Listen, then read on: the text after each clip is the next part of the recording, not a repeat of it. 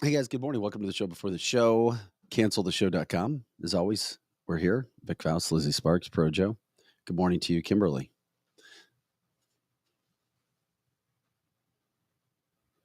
Kimberly is the first one here.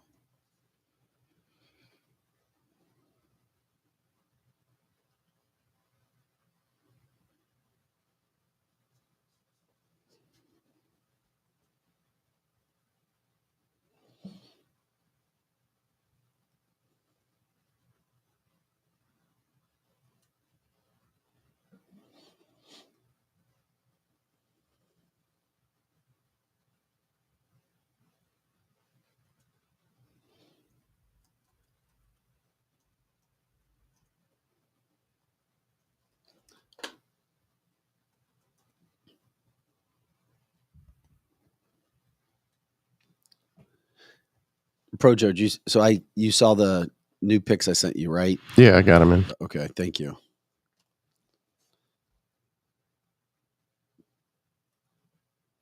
None of them are labeled, at least on my end, so it should be fun. What do you mean labeled? Like, well, I know what's in each picture, so I'll just. Oh, Yeah. Gotcha. Yeah. It'll be a grab bag of fun.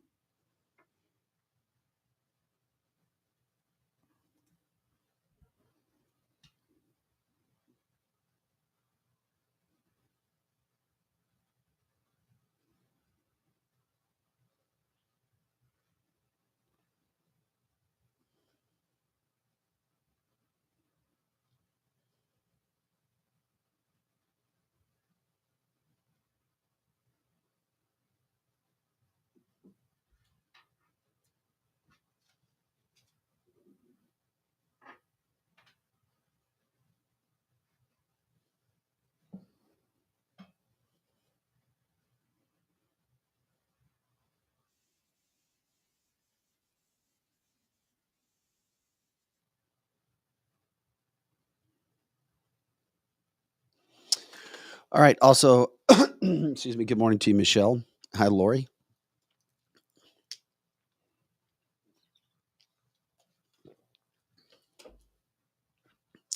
Getting ready to get things going here. Let's see here. Hi, Ben. Good morning to you. I know you didn't have the best weekend, Lizzie, because you're taking care of a father-in-law who you told us last week was not doing so great. So hopefully you have energy. It's nothing like at least when you got home and hey, we have a toilet flooding all over the home. Nobody. Do. It's been a weekend for sure. It's been a weekend. But it's all good because at the end of the day, I told you what I did with my towels. Well, I didn't. My husband did. So that made it all okay. Yeah. Oh no, trust it's. Mm-hmm. Oh, trust Yeah. me. It's no fun, but it's all right. Yeah, it's times where we question God. That's for sure. Megan Rapinoe was questioning God. She said, Of course, Megan is. Did you hear what she said? No. It's clear there's no God because if there was a God, I wouldn't have hurt myself in my final game. Oh, stop. Yeah, she is so insufferable with no, she said this is effed up. Uh-huh. She's literally in her final game. She got hurt and couldn't play. Yeah, but that was. I don't wish bad upon anybody. I was just like, oh, I was just shocked about her comment. Well, I didn't even know that she believed in God the way she acted. Yeah, she said it. She said, it's not like I think about it a lot. Yeah, you can. But she's like, if there was one, there isn't one. If there was one, okay, because she doesn't act very godly. No, she said if there is one, this is proof that there isn't. Okay, well, there you go. That's because or if she might have thought before there was one. Right. Well, she's got Satan in her soul. That's all I have to say. She's got Satan in her soul. Joe was busy all weekend working on drops from Friday. He's got like 20 of them ready to go, I'm sure. No, not today. Not today. There was quite a few. Oh, there was. I've got them saved. I haven't had the time to pick them all out. Yeah, there was quite a few. That would take you all day. Indeed.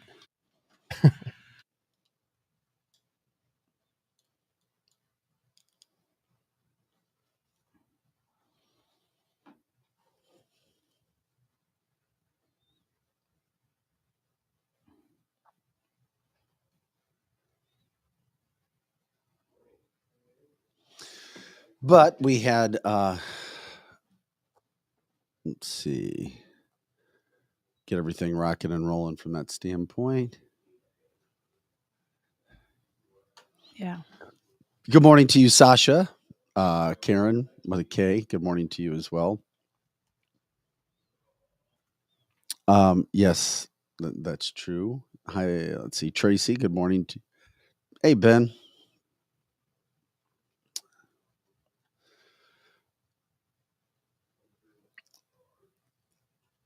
Sasha says, God doesn't stop us from getting hurt. He reminds us he's always with us through the storm. He promises he will never leave or forsake us.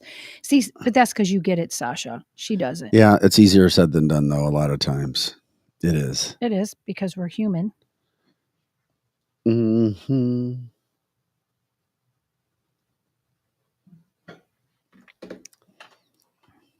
Cody Schrader's a god. He's a Missouri running back. Another reason why I'm wearing my Mizzou stuff today, which we'll get into. Randall, religious platitudes are so comforting. He cracks me up. If you've ever seen him on Facebook. No, I haven't. I don't think that's really his picture on there. I'd really like to know what he looks like, but he says the funniest stuff. He makes me laugh. Mm-hmm. I'd like to know if he really knows he's not funny. Because some people are funny and they don't even know they're funny. Mm-hmm.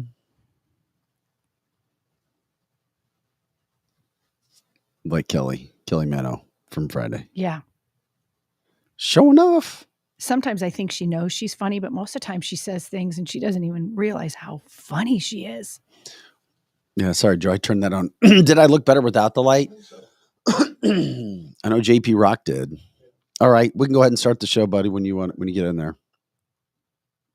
But you don't need any extras for your looks.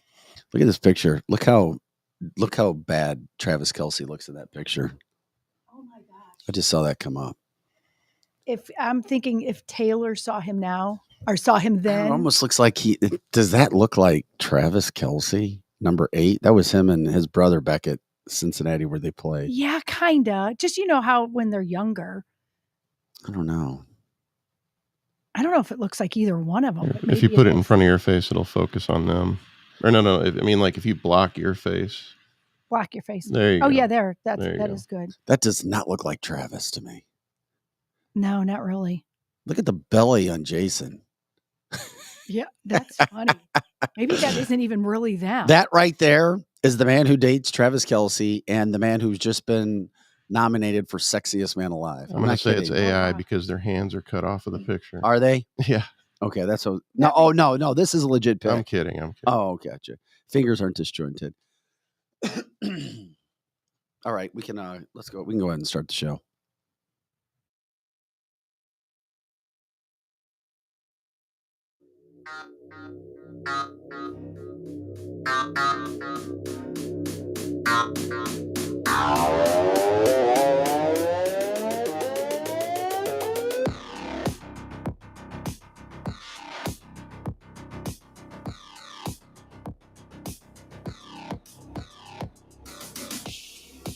Hey guys, welcome to canceltheshow.com. I'm Vic Faust with Lizzie Sparks and Projo in the house, taking care of the boards this morning. Happy Monday. We're grateful that you're with us. Monday, November 13th. Of course, we know time rolls by almost halfway through the month of November. Here we go, ready to rock and roll as well. Monday through Fridays, 8 to 10 a.m. Central Time and all the time on our website, as always, canceltheshow.com. Check out our merchandise. You can donate, as always, on the website. Check out our partners on our partners page who make all of this possible as well. You know what we do? Lots of guests. Big day of guests as well. Mike Elam, voice of St. Charles, coming up at 8:15. We'll talk some local national politics with him as well. We've got guests coming up throughout the week as well. And, of course, you guys make the podcast different than anything else. You make it a live cast because of your involvement with your comments, your ideas, your stories. We love it when you like, subscribe, share the show, go to the platforms. It helps our algorithm as well. And of course, when you send the words out to your friends, family, loved ones, and enemies or your frenemies, let them know we're here. We're ready to rock and roll. It's a good Monday. I'm wearing my Mizzou shirt this morning because Mizzou's 11 in the country again. Both polls, maybe they'll get to 10 in the World Championship Series poll or the college football playoff. I love my Tigers here, Lizzie and Projo. Bingo. Loving it. They look so good, selling out. People are realizing what a great time it is to go to Columbia to support Mizzou. Even if you didn't go there, it's our from west of Kansas City. Mhm.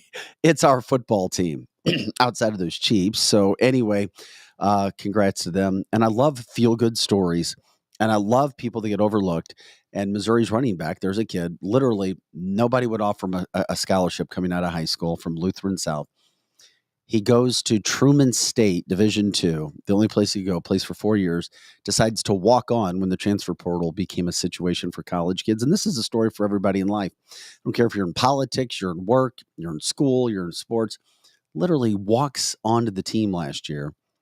They took him without even seeing his videotape. Yeah, he can walk on. Plays a lot last year, starts a few games, and now he's one of the best running backs in America. A short kid that got written off. Oh, you're too slow. You're too white. You're too weak. And now he's one of the best running backs in America. Isn't that great? He just love never those stopped. Stories, He the walk never on. stopped. Love it. And he leads the powerful, mighty SEC football conference in rushing by like almost 200 yards. The kid is amazing, and it's great when you see those stories. And the best part about it is he's humble. Yeah.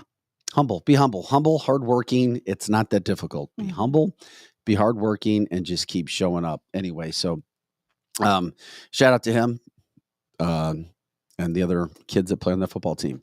And of course, the Lions won, so I'm happy too.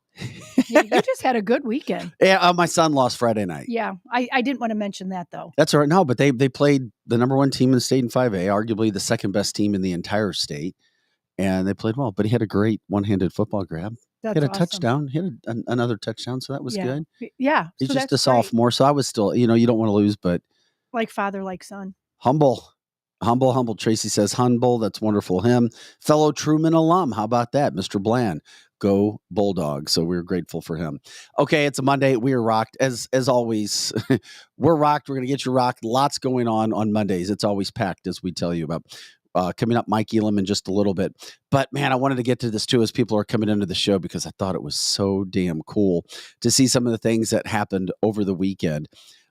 We can maybe show it a little bit later in the show too for that audience that starts to come in. But how about the UFC event? I love the UFC events because it just, they're never going to take your First Amendment rights away. You can say whatever the hell you want to say, put up whatever you want. Now you can do that. Sometimes there's consequences for that. Sometimes there's not.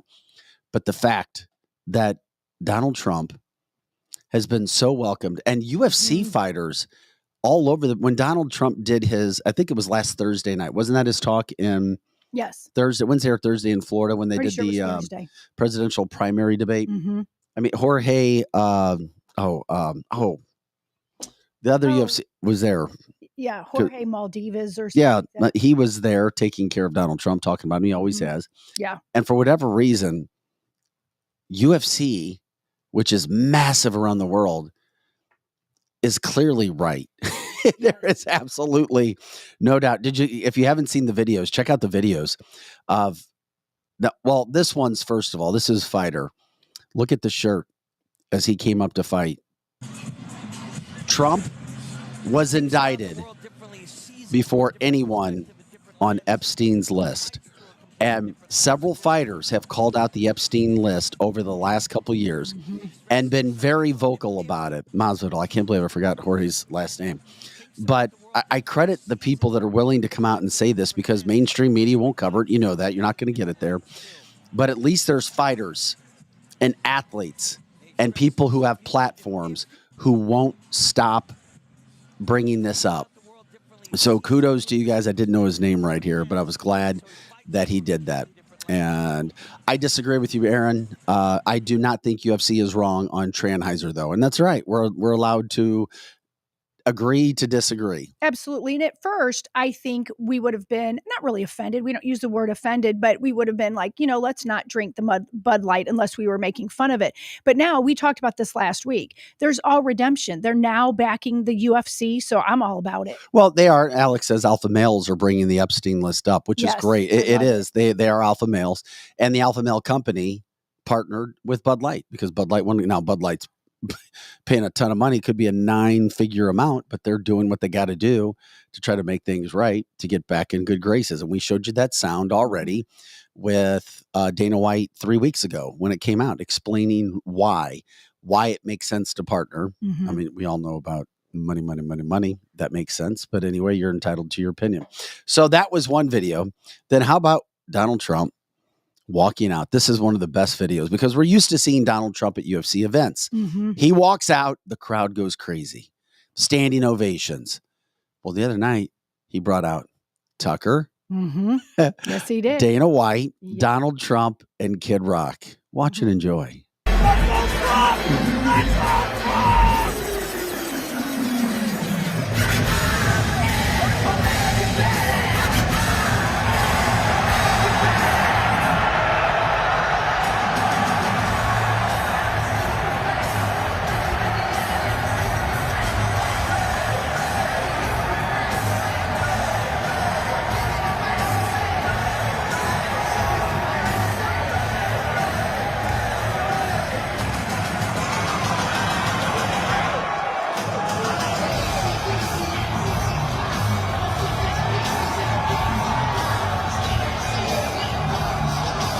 That's pretty wild. That just Gives me chills. Me too. It gives me chills, and it makes me so freaking happy. I love it so much.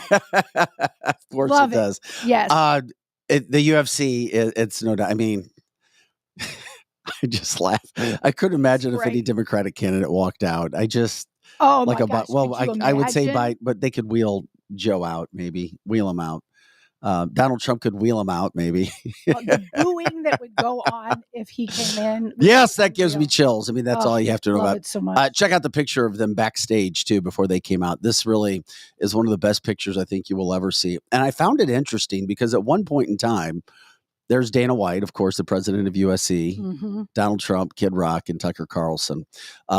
Quite the quadruplet there. It's very interesting that Donald Trump and Tucker are now friends. Yeah. They are. Considering all of the text messages that were released of Tucker pretty much ripping him at one point in time. They did their interview on Tucker's, social Yeah. media, and it was massive. Still the most watched interview of all time. Mhm. Remember that, the watched interview of all time. And now they're buddying up where they don't have to do anything, Correct. and they're together. I love it so much. Is there something? And then word trickled out that he would consider, Donald Trump that is, Yes. of Tucker Carlson being a vice president. Mhm. That's Now, exactly Tucker's right. not going to do that. Oh, you don't know. Maybe he would. No. You don't think so? He's making too much money now. Well, okay. But I don't know. I think he would even consider it because he made a complete 180 because he was not backing Trump at the beginning. And so I was a little leery of Tucker, but I understand Tucker because he's very analytical and now he's seen the difference and he's 100% behind Trump now. I don't know. He might consider it. Yeah, I don't think that. Okay, here's the reason why he won't. Because he's making too much money now. He just started a new media company. But the best part about it is that Donald Trump is the perfect showman. He knows how to generate headlines. He sure does. Whether good or bad. I told you I was upset with what he did in Missouri, but I'm willing to forgive him when it came to saying I support Eric, and we know what he did because he screwed other Erics over in the process of generating interest for himself. Mhm. He's a showman. He knows how to generate interest. Mhm. And so does Tucker. Correct. So those guys coming out. Yeah. And then, of course, Kid Rock has always been a big supporter of Donald Trump's. And, of course, he likes the fight game as well. So he shows up every now and then. It's just a very interesting pop culture scene, seeing these figures, these bigger-than-life figures, very popular people, not only in America but across the world, who are showing up at the UFC event, supporting and walking out together. There's nothing. And who's the biggest showman of all and promoter? It's Dana White. Dana White has taken the world by storm with UFC. And once again, it's another one of those stories that started off small. It's like you fight and you scrape and you claw for everything you can get for a long time, trying to make something happen because they were about ready to go out of business. They couldn't get anything done, borrowing money here, borrowing money there, just to get another day. And it worked. It ended up taking off through their hard work, their faith, and that would go. Alex says that wouldn't add anything strategically, I think. No, it wouldn't. But it is interesting. And of course, you see headlines that get put out there to try to generate interest for different people. So coming up in a couple of minutes here, we'll be talking with Mike Elam, the voice of St. Charles. Always good to talk with Mike when you can. We'll get him set up and go from there. The other things from the weekend we're going to get into in the show is the fact that we've got massive amounts of protest and people. We sure do. In Spain and Poland over the last month, just to show And not just, quote, patriots. There's patriots in Spain, but Poland's situation's a little bit different. A lot of complex political issues that you have going on there. But it shows that people are now really, and I mean really, getting together. I mean, you're putting 1 million people out in the streets. We'll show you that video for your causes. What will happen in America? I mean, is it because you hear the stuff about civil war that's going on? We'll get into that. Conservatives calling out your speaker, Mike Johnson, as being they sure are a lot of hot air, that he's not getting done what he said he would get done. We'll get into that a little bit later on. Unfortunate, there was video, and I hate the mainstream media when they refuse to do this. A white teenager beaten by 15 black kids, and the media, and he died over the weekend. They're not covering it. He was sticking up for a kid that was being bullied. I think we would know what would happen if it was the other way around. Ronna McDaniel goes out and does an interview with CNN, of course, the Republican chair, to tell everybody that the Republican Party's in great shape. And she goes to CNN to do the interview. We'll break that down. The Black Panther Party, they're still around. They're continuing to talk about how the white race needs to end right now and that we need to kill the whites. You'll hear that sound. That's not Vic saying that. And this what gets me a little concerned. Moody's this morning, United States credit rating was already not so great. It was stable. We've been downgraded to negative. Not a lot of positive. Welcome. Was life so much better 3 years ago in every sense?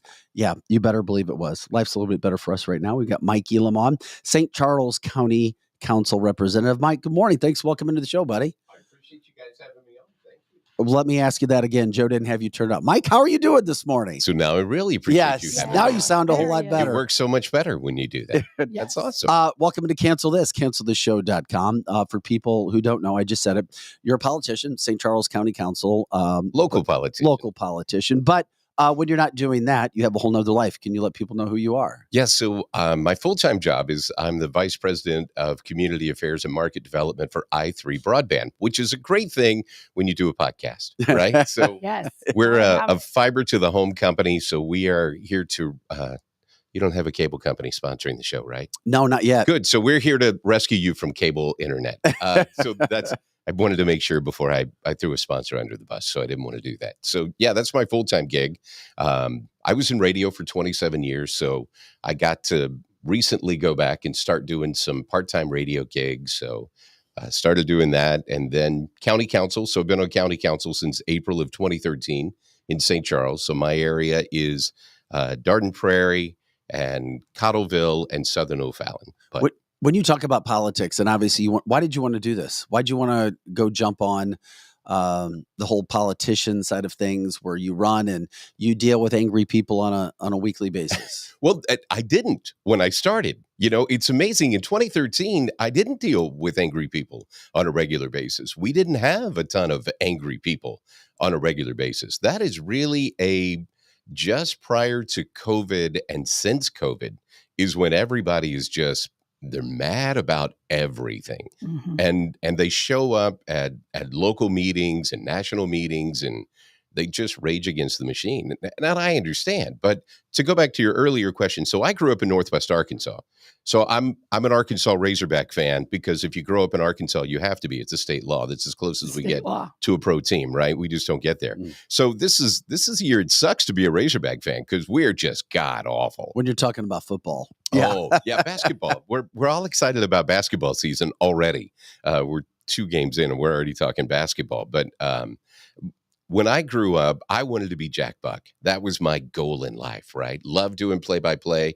I actually started in radio when I was 15, doing play-by-play for my local high school team and board hopping Cardinal baseball games. We can't tell that you had a knack and a talent for this yet. It's just something I really love to do. I have a voice for radio, but I have a face for radio. So Mike there you Elam. go. That's right. So I wanted to do that, but what that meant was I had to leave.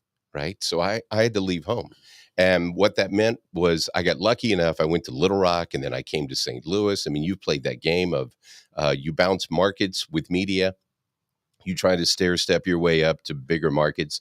So I got here and met a Maryland Heights girl, married a Pattonville pirate. So St. Louis has been my home since 1989. St. Charles has been my home since 1991. And I just fell in love with St. Charles. So we have 3 kids. And one of the things that I saw is my kids' older friends were leaving. So they're leaving St. Louis to go find opportunity. They're going to Kansas City. They're going to Nashville. At the time, they were going to Chicago before Chicago was killing everybody. But they were leaving to find opportunity. And I was like, man, I just hate to see. I don't want my kids to do what I had to do, right? Because I didn't see my grandparents very much growing up. So I wanted my kids to find opportunity here.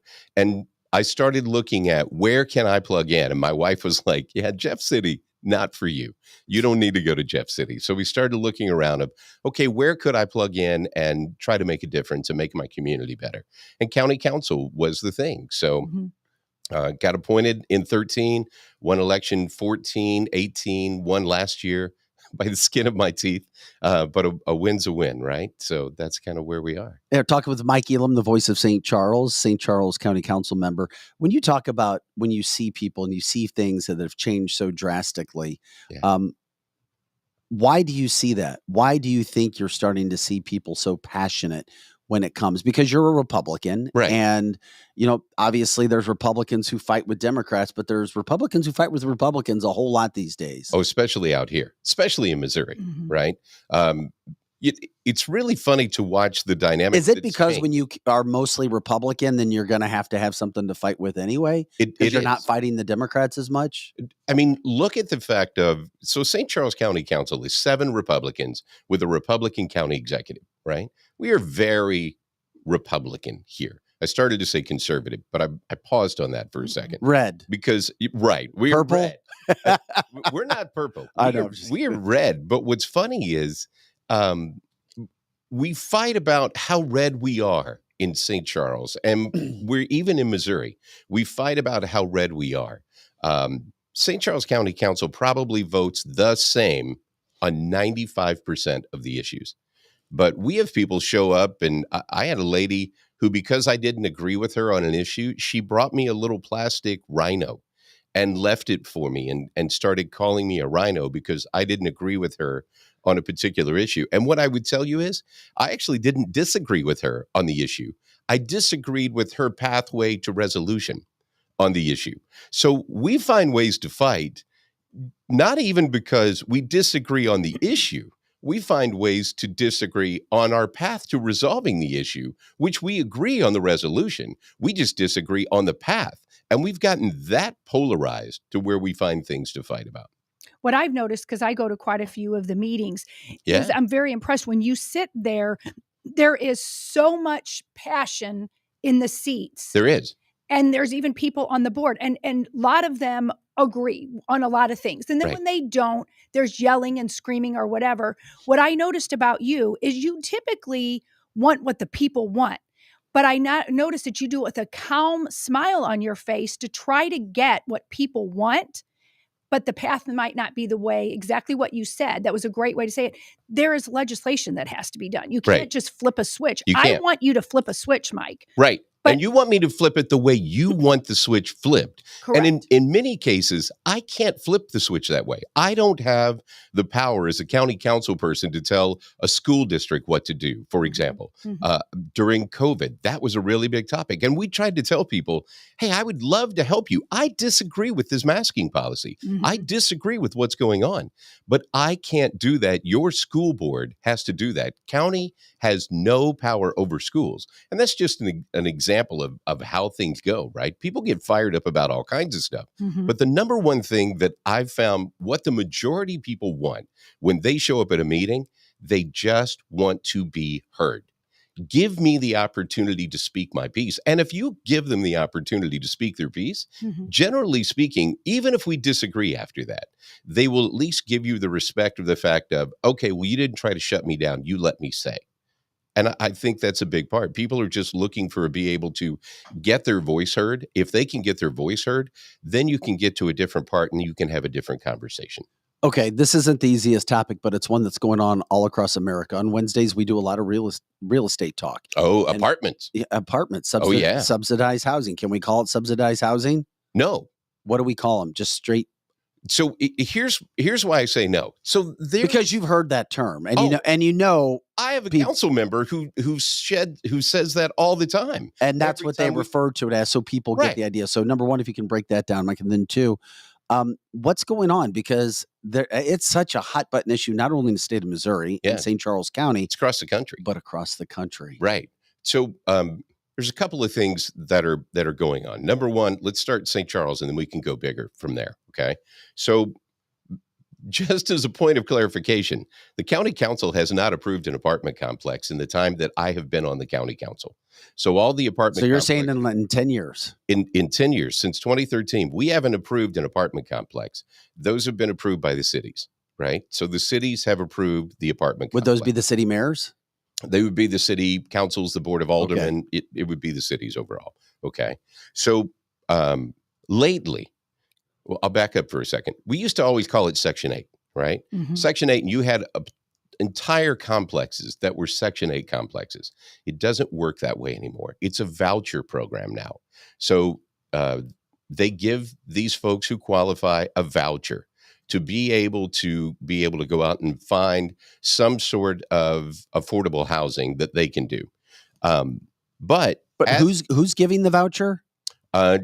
So a government entity. It may be, so community council would help them for it. HUD, for the most part, is the one that it comes back and that ultimately is where it comes from.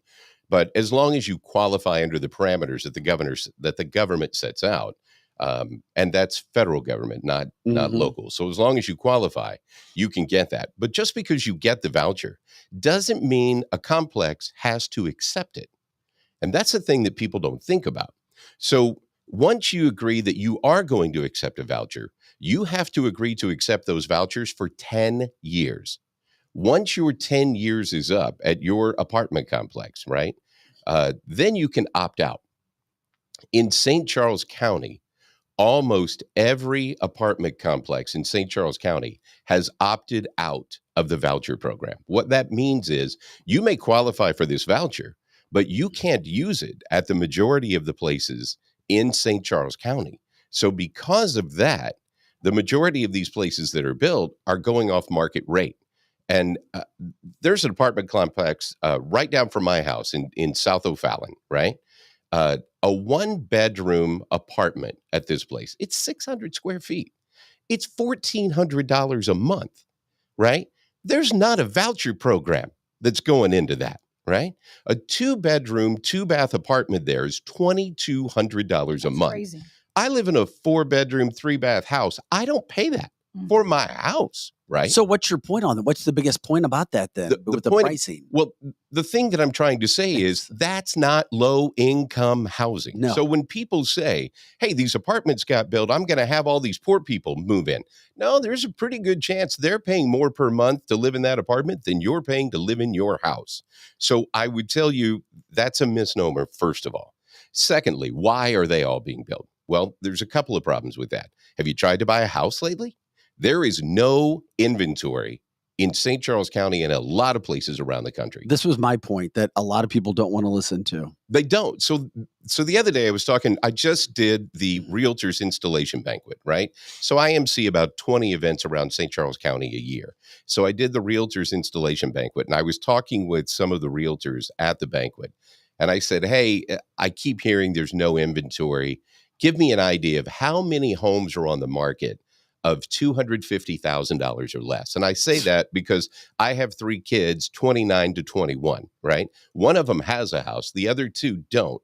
So that's a market that if they're going to play in to buy a house, they're going to be under 250,000, right? They said in St. Charles County right now, there are 5 homes available on the market. 4 of those are as is. What does as is mean? As is mean you better be pretty damn handy if you're going to buy that house, because there's a lot of work that needs to go into that kind of thing, right? So if you have kids who are in that same age group and they're trying to get out of the house, because God knows you want them out of the house eventually, right? Get them off the payroll, start adulting at some point. Where are they going to go? Well, they can't find a house to move into. So there's two choices. Either A, they move away to go find a house and start their career somewhere else. That's not an attractive option if you're a parent. That's not going to go well. The other part is I've got to find some place where I can live. Well, we are running out of this commodity. I don't know if you've seen it. It's called land. There's not a ton of it, right? So what you're seeing, especially in St. Charles, is they're going back and they're finding pockets and they're building apartment complexes where there are pockets. And a lot of people throw a fit about they keep building all these apartments. Do you know why? Because they're full. They are 95% occupied. 95% at the rates that we just got done talking about. So that's the other thing. They're not sitting there empty. Somehow, some way. Oh, people are coming up with ways to fill and pay for those apartment places. Yeah, new ones wouldn't be built if the old ones were empty. And so you totally understand why cities would build these in. Are cities getting kickbacks? Because I'm going to tell you there's two things that I hear all the time, Mike, about this. One, the cities are just getting rich. They just want money, money, money, money. They don't care. And then people who live in communities, whether they want to admit this now or not, hear or not, say, well, we don't want, quote, people coming into our areas that are going to bring crime because they're coming from the city or places where there's a lot of crime. Whether people talk about it publicly or not, Mike, at your meetings or anything else, that's what they're saying. Like, well, all they're going to do is bring in crime and people who don't care about the community. They say that a lot, but I would tell you, do hear it. There's no stats to back that up. So let's look at this. 70% of the crime committed, or 70% of the residents of a St. Charles County jail at any given time, not St. Charles County residents. They came from somewhere else to commit crime. I was listening to your interview with Jay Ashcroft the other day and talking about St. Louis City. And you asked him the question, should we care about St. Louis City? Actually, Lizzie, I think you asked him that question. Should we care?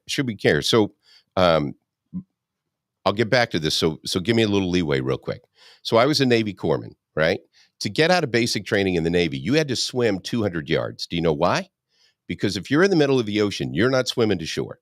Right? So why 200 yards? When your ship goes down, your ship creates an undertow, and that undertow is going to suck the ship and everything around it to the bottom of the ocean. You have to be able to swim far enough away from that so you don't get sucked to the bottom of the ocean.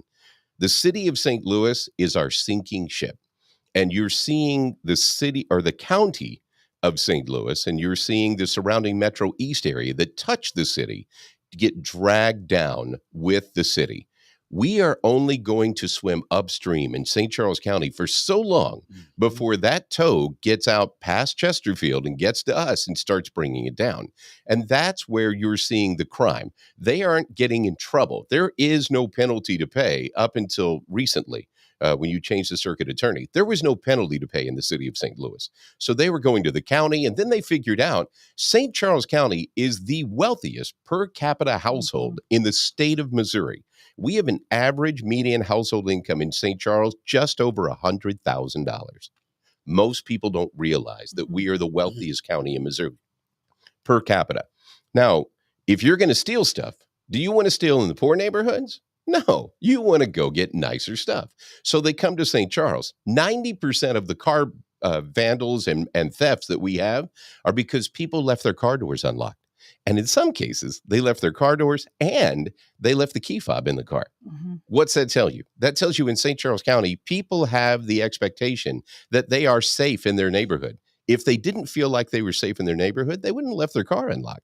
Most of the home invasions that you get are people who left their garage door up, and nobody locks the door between the garage and your house.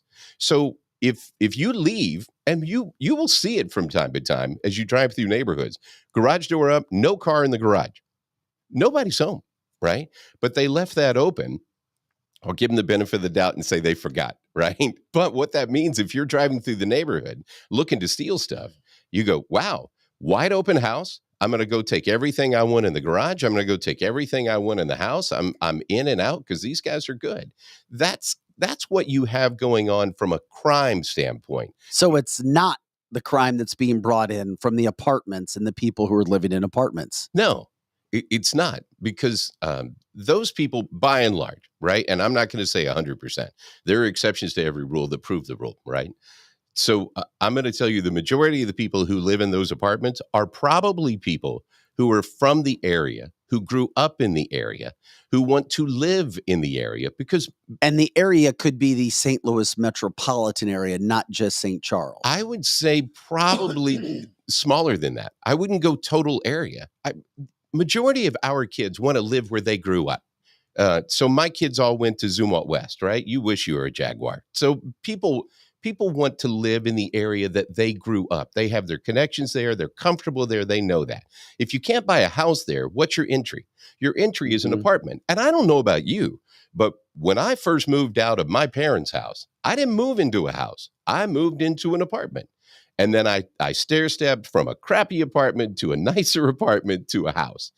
That's generally your pathway to home ownership. Most of them don't jump from their bedroom they grew up in high school and move into a house. There are steps that you have to go through. And as long as we keep them in our community, our kids, the kids who grew up around us, as long as we keep our kids in our neighborhoods, then they are going to be the ones who are going to buy those homes as they become available. But this is their pathway to home ownership and get there. Talking with Mike Elam, the voice of St. Charles. He also is a St. Charles County councilman. I just wonder when it comes to this, we've had so many people get very passionate with Lizzie and I, Mike, coming on the show talking about me personally. I'd have never had a massive problem with the apartments being built, and I get railed on it, right? Because of that. Well, you don't know what's going to happen, Vic. And here's if that's all that's there, but our real estate market sucks. There's no place to go, and it's not getting any better anytime soon. Right, and if you chase the kids out of the neighborhood, right? If they can't find a place to live close to you, where are they going to go? Well, if they move away, if they move to St. Louis County, if they move to Lincoln County, Warren County, you don't know they're coming back. And you may say, well, it's not that far away. When you have a grandchild, you will change that. Am I right, Lizzie? I am right, because you are right, because I do have a granddaughter that I knew you did. Right next to me. So I see her every day, almost every day. But to your point, I was one of those ones going, gosh, I don't want these apartments up. They're going to turn into Section 8 and this and that. But again, to your point, 2 of my kids did move to the city of St. Louis because they know it's not as safe, but it's trendy and they can walk around.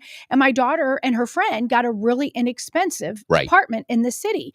And I do fear that. So my son had moved to the city too. He ended up buying a house. So when he has kids, I'm going to have to drive 45 minutes instead of my daughter. So I do get what you're saying. I don't like the apartments either. I have noticed something, though, that I do have to take back some words. I thought they would remain empty. I thought illegals were coming in them. I said I was going to go to that. Oh, I did. But not just you. You may have illegals building them. And that's a point of contention that I have been fighting about. Yes, but that's a completely different show. I agree, because what I have noticed that where the apartments are filled with millennials right now that are 2 people professionals, not always their spouse. Sometimes it's a roommate. I have some that's coming right by my house and they actually look like they're going to be nice. I'm not thrilled about it, but I get it. I hate that I get it, but also, to your point, is who's building them. I said this on the show last week. We have a subdivision behind us, and all the music being played now isn't, like Metallica. Right. It's Spanish music or some sort of a Diwali music with literally behind Diwali. I'm not kidding. You're laughing at me, but it's like Diwali fireworks went off like crazy last night. And it's like, okay, or that's the people who's living there, or is it the builders? Because the construction people there are till 9:00 at night. It's America in 2023 is what it is. I know. And I'm not saying And I tell people they need to leave St. Charles County. I mean, this world is changing. America's changing. But people in St. Charles County don't like that. And cultures are changing fast. Mike knows it. He sees it. Nobody likes culture changing. But so I live over by Winghaven, right? So the majority of the apartment complexes and even a lot of the new homes that have been built are being bought by people from India and Pakistan. Why? Because they're going to work for MasterCard. So they come in and they're all engineers, right? They come in and they just took over that complex right there in Winghaven. The first apartments that they built, they were Yes. really nice. So have you seen these new, I guess they're Alta or something like that, apartments that they built right next to it? Even more expensive, right? So those folks are taking over that because they are literally right up the street from work. So they come in and they buy that. There is a complex right on Veterans Memorial, not Veterans Memorial, 364 on the outer road right there.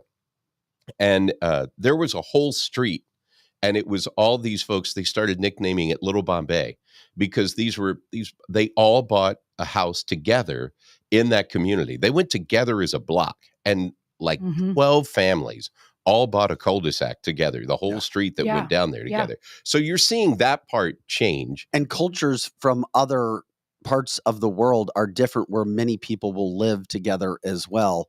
They do. Families take care of generations. And that's why they all did it together, because they share all the family duties together. And I tell people in St. Charles County, I know you don't want to or have to, but all you have to do is, I'm in St. Louis County a lot, and in St. Louis City, things are not supposed to look like they did 20, 30 years ago, because they're just not. This country's changing, and it's changing fast. Well, and here's the thing, because I talked to Scott Drochnik, who's the Economic Development Director of St. Charles County, amazing guy, a guy you should probably interview because he's got all the stats and I know figures. Scott very well. Scott's awesome, right? Yeah, so we need to have him on. So the interesting thing is, we didn't build apartments in St. Charles County for about 15 years. So you start looking at the home explosion that we have had in St. Charles County going back to the early 2000s. And at one point, we were building over 5,000 new homes a year. Now, that is unsustainable, right? We should be building somewhere between 1,500 and 1,800 new homes a year was a good pace for St. Charles. So because we were building all those homes, we built 0 apartments, 0. Well, all of a sudden, the homes started slowing down. And they went, what can we build?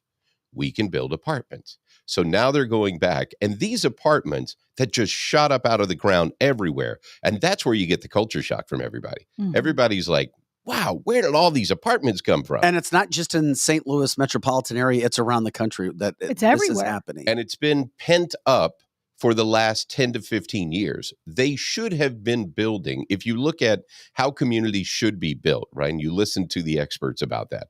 These apartments should have been built along with the homes that were being built. So as you built a neighborhood, you should have built an apartment complex. Are those on city policies that happened, or was that because people were just chasing the almighty dollar? It was both. So the home builders wanted to build the homes because they could make the most money for that.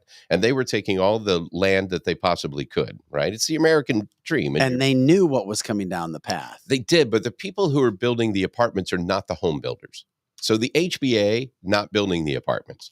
That's a different group that's going to be building those. They tend to be more national developers who do these apartment complexes all over the country. And that's really who's coming in and buying those, because these pockets, because you had people who sold the land, but they held on to pockets of land for their family, maybe. So when the farmers sold the 150 acres to the developer to go put all the subdivision in, they kept a pocket. Well, that pocket is too small for the home builder to come in and do all the infrastructure and make it a small pocket development. The only thing that can go there now is something like an apartment complex. And that's where they're seeing their return on investment. So we should have been building these little by little over the last 15 years. I wish we weren't building as many of them as we are building right now. A few I get, and you kind of do them in phases and they come in little by little by little. But it didn't happen that way, man. This isn't going to stop either, is it? It will, yeah. It's going to stop. Because of space. Space will just run out. Right.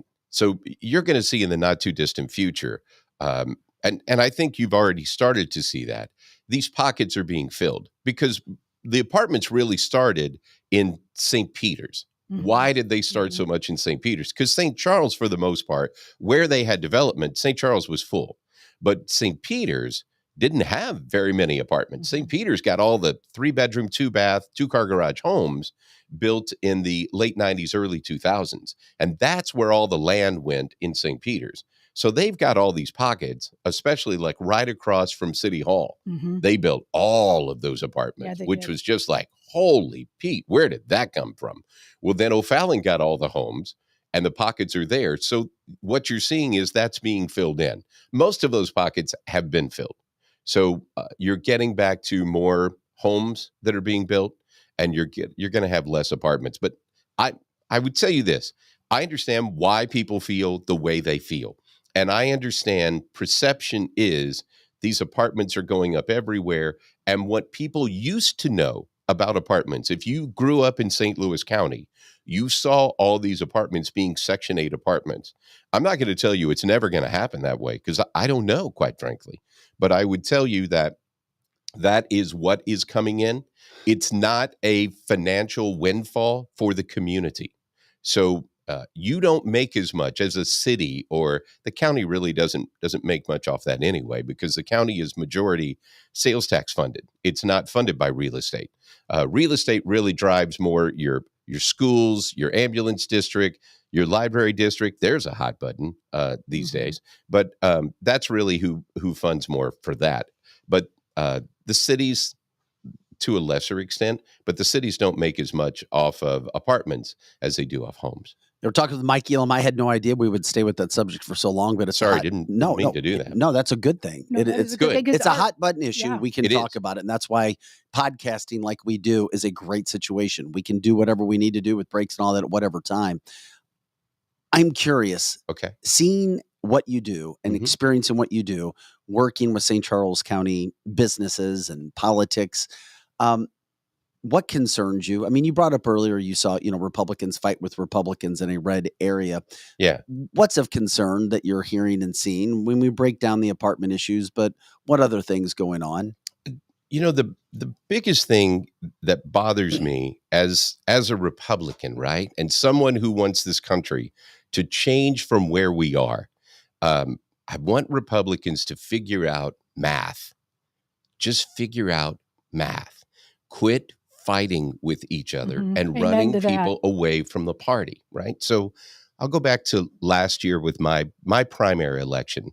Had 6,000 voters who voted in my primary last August. In the November election, where I had no Democrat running against me, right? 26,000 votes happened in my general. 26,000. Where were those 20,000 people in August? Those are people who were disenfranchised. Those are people who went, I don't care about this party thing. I don't like either one of you. The left has become more liberal. The right has become more conservative. And you've gone from what used to be a third, like a third Republican, a third nothing, and then a third liberal. Now you've gone to 20 to 25% affiliates with the party. So now you're 50 to 60% that is not party affiliated. And a lot of them have gone that direction because of all the infighting within the party. And it's one of those kind of things where last year should have been a red wave. We heard about it all year long. Yep. There was never a better time. The fields were fertile for harvest, right? Yeah. We should have done that. We've found a way to grab defeat from the jaws of victory. And we've done it in 18, we did it in 20, we did it in 22. And I'm like, look, not everybody's going to share your total values, but you're probably going to agree on 80 to 90% of things on the Republican agenda. You're a rhino. I know, that's it. Ronald Reagan used to always say, never speak ill of a fellow Republican. We don't do that at all anymore. Yeah, but sometimes, I know, you're right, but is everybody with a Republican R before their name really Republican in D.C.? No, but the whole That's point the problem that dirties the water. It is, but they're more Republican than the person with the D. That's been my point. It's like, yeah, but he's not a true conservative. I'm like, compared to the Democrat socialist, like, come on. You have two choices at the end of the day, right? Once you get to that point, you're going to elect a person who can either win or they're going to lose. And you can say, but he was a true conservative or she was a true conservative. You know what that got you? It got you a liberal. That's what it got you. Yeah. So now we don't have a seat at the table. We can't make policy. Your number one job is to get elected. Once you're elected, now you can affect policy. In the meantime, you finish second. Do you know what you get for second? Nothing. Nothing. Absolutely nothing. You get handled the liberal burger of Joe Biden. Mm-hmm. That's what you get. You get these policies that drive you insane. And you're like, why do I have 7 million illegals invading my country from just the southern border? By the way, we never talk about the northern border. And the northern border is not like it's secure, right? We just have all of this coming across the southern border in so many numbers. Mhm. That's why we have that, because we fought with each other so much that we couldn't put together electable candidates to win the election. If we would have done that, we would have had Donald Trump as president. We would have had a Republican Senate. We would have had a Republican House, because I still think the majority of America leans right. Mm-hmm. But you can't disenfranchise them. When you disenfranchise them, they either don't vote or they vote for the person who didn't piss them off the most. I mean, you had this whole election. I feel in my heart of hearts, in 2020, 0 people voted for Joe Biden. 0. They voted for or against Donald Trump. Yeah, we talk about that. We agree. That's just how it is, right? So we're in that mode right now of we keep fighting with each other. I wish we could stop fighting after the primary is over. We can't stop fighting after the primary. Mm-hmm. Between August and November, we have got to learn to coalesce behind our candidates and say, that's not my guy. My guy was so much better than the guy we ended up with. But I'm gonna support that guy because he's closer to what I believe than what the Democrat socialist who's running against them is. So I'm going to take that, and then we're going to move forward, and we're going to continue to move little by little by little. We didn't end up where we are today, going from Ronald Reagan to Joe Biden. It didn't just flip a switch, as you talked about earlier, Lizzie. We got here, as they say, inch by inch, it's a cinch. And every day we move. I'm going to take this much now, and then I'm going to take this much. And they move you down the road to get you to where you are. I mean, who would have thought just 10, 15 years ago, when you look at the culture issues that we're talking about today, you never would have thought the things we're looking at, the United States and America, we would be here. We didn't get here quickly. We got here little by little by little, and we kept ceding ground, and we kept finding ways to lose. I call it the slippery slope. It happens. It and does. You don't even realize how much you've changed in 5 years when you look back. That's true. Even over a shorter time of period. We've got to figure out ways to come together and work together for the greater good and win. I know, but it's like, how do we do that, Mike? Because here's my issue. We get people on this show, diehard conservatives that will refuse to vote for Donald Trump because Ron DeSantis is their person. And they are even willing to vote for no one or vote for the independent. They won't vote. I don't get that. I couldn't believe how many people that I saw in 2016 who hated Donald Trump so much, Republicans. Yeah. They voted for Hillary Clinton. I can't even believe that. And I went, or the independent. There were the people Right. in 2016 even that voted for whatever his name, Johnson. And Right. it's like, well, but I got to vote my conscience. I got to vote my God. I am a Christian. I send my kids to Christian school. But you can't vote for somebody just because they're more moral when they're going to lose the vote and we're going to end up with the socialists. Well, I don't get that. You need to be honest with yourself. You need to stop and just be honest with yourself and say, if I vote this way, realistically, what's going to happen, right? And as long as you know that, then you vote however you need to vote, right? Correct. I'm not going to jump on you as long as you vote for that standpoint, as long as you have figured out and made a conscious decision. I know by doing this, I am helping the other side win. And I just can't bring myself to vote for that guy, so I'm going to vote this way. And I'm like, okay, anybody who votes for a third-party candidate, that is just I'm throwing a fit, and I'm It going to vote is. for It these is. people. But there are people who say that they're throwing a fit because their voice can't be heard. Yeah, they're going to vote on principle. Well, okay. But when the country goes to hell in a handbasket, You can't bitch then. You can't bitch. no, you take ownership of that. Yeah, you take it. take ownership. There's no of the third fact party coming, and I try to Right. tell people, I'd love to have a third party, but it's not coming. That'd be great because most of us are not all the way right. Well, Mike, you're an all the expert way on local left. politics. You know national politics. I just get frustrated when I hear somebody, and I want to play the soundbite, and I want you Okay. to hear it. Let's go. Rona McDaniel. Yeah. She's the RNC chair. Right. I've been vocal about it. I don't think the party has leadership. I don't think it has a direction, my humble opinion, Right. like it should when it comes to national issues. It doesn't seem like there's somebody where the buck stops here. We're going to take care of this. We know we've got to deal with this issue and that issue. Instead, Rona comes out over the weekend and does an interview with CNN of all companies, all networks. And here's what she said, because she was getting hit hard here. I think it was Dana Bash. And she's like, oh, here you go. The Republican Party's in great shape.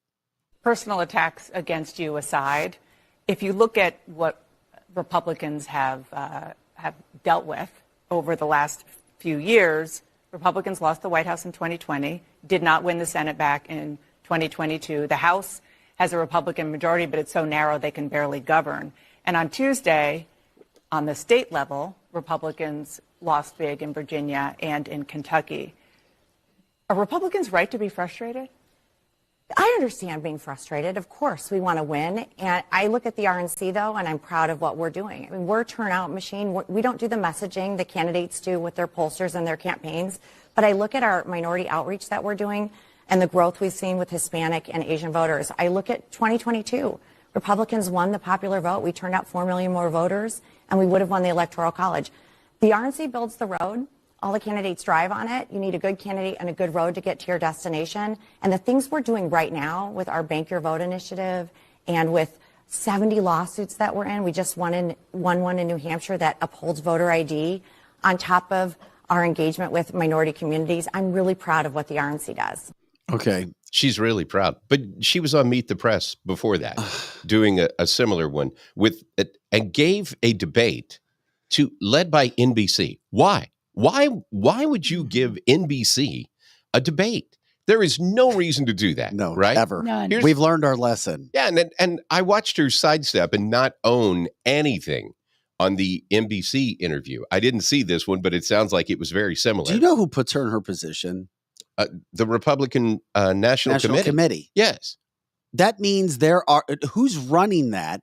That means people actually think she's good or she's bought and paid for. That's the problem that we hear from people, Mike. That sounds, conspiracy theory, you got your tinfoil hat on. But I don't blame people for thinking that, Mike, when this is the mouthpiece that's put in place. I completely agree. And I am not a Ramaswamy guy at all. Right. I think he's probably a really good business person who is looking for a way to make a whole lot of money off running for president. And I think he's going to. Right. I see the book in his future. There's a lot of money there. There is a lot of money for that. Yeah. You don't have to win president to make a whole lot of money. You're better off losing. Mike, I know a campaign manager who put together Kanye's presidential run. You may know him as well. And he made a whole lot of money. And then while people were making fun of him for doing it, then he showed the spoils of his work running for Kanye all over social media and said, you all laughed at me. Now look what I've got. Exactly. And I mean, look at Mike Huckabee, look at Chris Christie, right? So if you lose running for president, as long as you won a primary somewhere along the way, then you can make a lot of money doing that. But I would tell you, for her, the people that they ran against her were more of the far right part. And you still have the majority of the old wing of the party who is running the RNC. And they're going to want more of that institutional person. They're not going to want a bomb thrower, as I refer to them as. A Matt Gaetz. Right. They're not going to want that. Right. So because your choice is her is the establishment person, and then a more far right person, the far right person is going to look extreme, and it's going to freak the donors out. And when the RNC is looking at where is my money coming from, that's what they're going to be looking at. And I think that's how she stayed. But the question that I have is how many times do you need to lose before you realize what we have isn't working? I mean, ain't working, people. Texas A&M Right. fired Jimbo Fisher. They're going to pay him $75 million to not work. And the guy, The former head football coach at A&M, for our audience that may not know. that can't be true because your audience is very smart and they've got to love football, especially SEC football. But A&M said, you can't win the big game. You're not getting us to a national championship. So because of that, we're going to buck up and we're going to pay you a bunch of Jumping money. on a grenade to change. Go away, right? I'm going to take the pain to be able to do that. As a party, we have not figured that out. Here's the other part is, why are all the big donors liberals? Mm-hmm. Why is Don't that? get me started. You say that all. Mike, don't get me started. It's a Monday. I was happy. Sorry, man. Sorry. I rip this Republican lack of energy, effort with finances all the time. Right. The money is coming from the left. They believe in their passion. They believe in their goal. They believe with their pocketbooks, and they back it up. They do. And it's the most frustrating thing that's going on. Now, I would say statewide, the guy who seems to be bucking that trend is Mike Kehoe.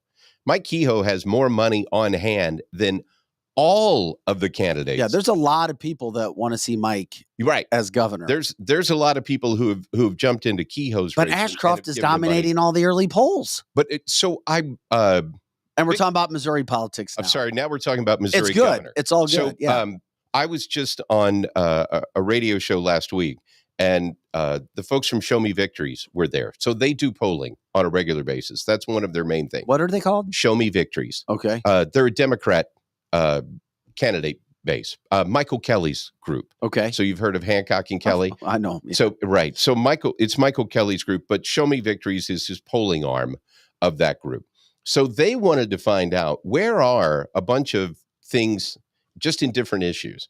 And one of the ones that they polled was a Missouri governor's race. And they said the Missouri governor's race right now, according to their polls of likely voters, are tied with Ashcroft and Kehoe, with Eigel still in single digits. But I would tell you, I think Jay would probably win if this was a Mike Kehoe against Jay Ashcroft race. Right. Bill Eigel's taking votes away from Jay Ashcroft. Yeah, because, I mean, let's be honest, based on what we just talked about with where the Republican Party is, right? Mm-hmm. So Bill Eigel is definitely pushing on that far right side. Correct. And that's his brand, right? Yep. And I have nothing bad to say about Bill Eigel or his I like brand, Bill Eigel. right? I do. Bill's a great guy. And we actually, on paper, have the opportunity in St. Charles County to have the governor and the lieutenant governor, with Bob Onder running for lieutenant governor, as St. Charles County people. And while for St. Charles, I think that would be awesome, I think the odds are probably not in our favor for that. But when you look at this race, right, if you were going to vote for Bill Eigel, if Bill Eigel wasn't in that race, you're voting for Jay Ashcroft. You're not voting for Mike Kehoe. Correct. And that's my fear. We have a lot of people that listen to our show that definitely want Bill Eigel. He's a great guy. Right. He supports it. My fear with that is exactly what I said before. And I know a lot of really great conservatives that have asked Bill to get out, not because they don't like him. Actually, they like him a lot. Right. But they're afraid that then Kehoe will win. And the reason why they don't like Kehoe is they think he's too moderate. Right. He's just too moderate, where Jay Ashcroft is very, very similar. He's just not from St. Charles County, but he's very similar to Bill Eigel. And that's my fear, that the moderate is going to get in. And I have nothing against Mike Kehoe. I just think he's too moderate. But I will take Mike Kehoe over a Democrat. Oh, 100%. So would I. 100% of the time. 100%. So we just said that. Let's go back to what we said earlier, right? How many of the folks who want Bill Eigel, if Bill Eigel doesn't win the primary, right? And I'm not saying he's not. I'm just saying the way the numbers are now, a year away, it doesn't look great, right? So if Bill doesn't win, what are Bill's people going to do if Mike Kehoe is the nominee? I'm afraid of that because I know a lot of very good common sense conservatives will be like, shit, I don't like Kehoe, but I will vote for him. But there's always a little faction in any race. There I'm is. going to take my toys and go home. And Right. so I'm just not going to vote. And that's what I fear. So we saw that kind of going through the House stuff with the U.S. Congress, right? And the Speaker of the House race. Chad Pergram on Fox News is amazing. And he broke down that Speaker's race so well by talking about the fact of it's not basic math, it's algebra. Because what it takes to win depends on how many people are voting, right? So the fewer people who vote, the lower the number of victory needs to be. What I worry about is if Bill's not the guy, are his people going to vote for the Republican nominee, whether it's Ashcroft or whether it's Kehoe, or Correct. are they going to sit the race out? So there we go again with that whole aspect of people's feelings I getting know. hurt. I know that. And I'm that's what I taking this fear, very too. personal.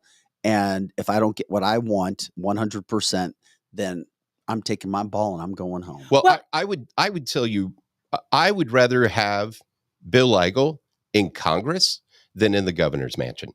I think Bill Eigel in Congress Mhm. would be a great fit. Bill, I'm sorry. I have to agree with Mike if you're listening, because I know you do listen.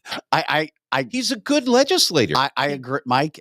What a great point. Yeah. I mean, he is. I think that's his lane. And whether it's the House or whether it's the Senate, I quite frankly don't care which chamber. But I think Bill Eigel would be a really good. I like all three candidates. I do too. All three of them are decent, good candidates. But the bigger problem is what we are all saying in here.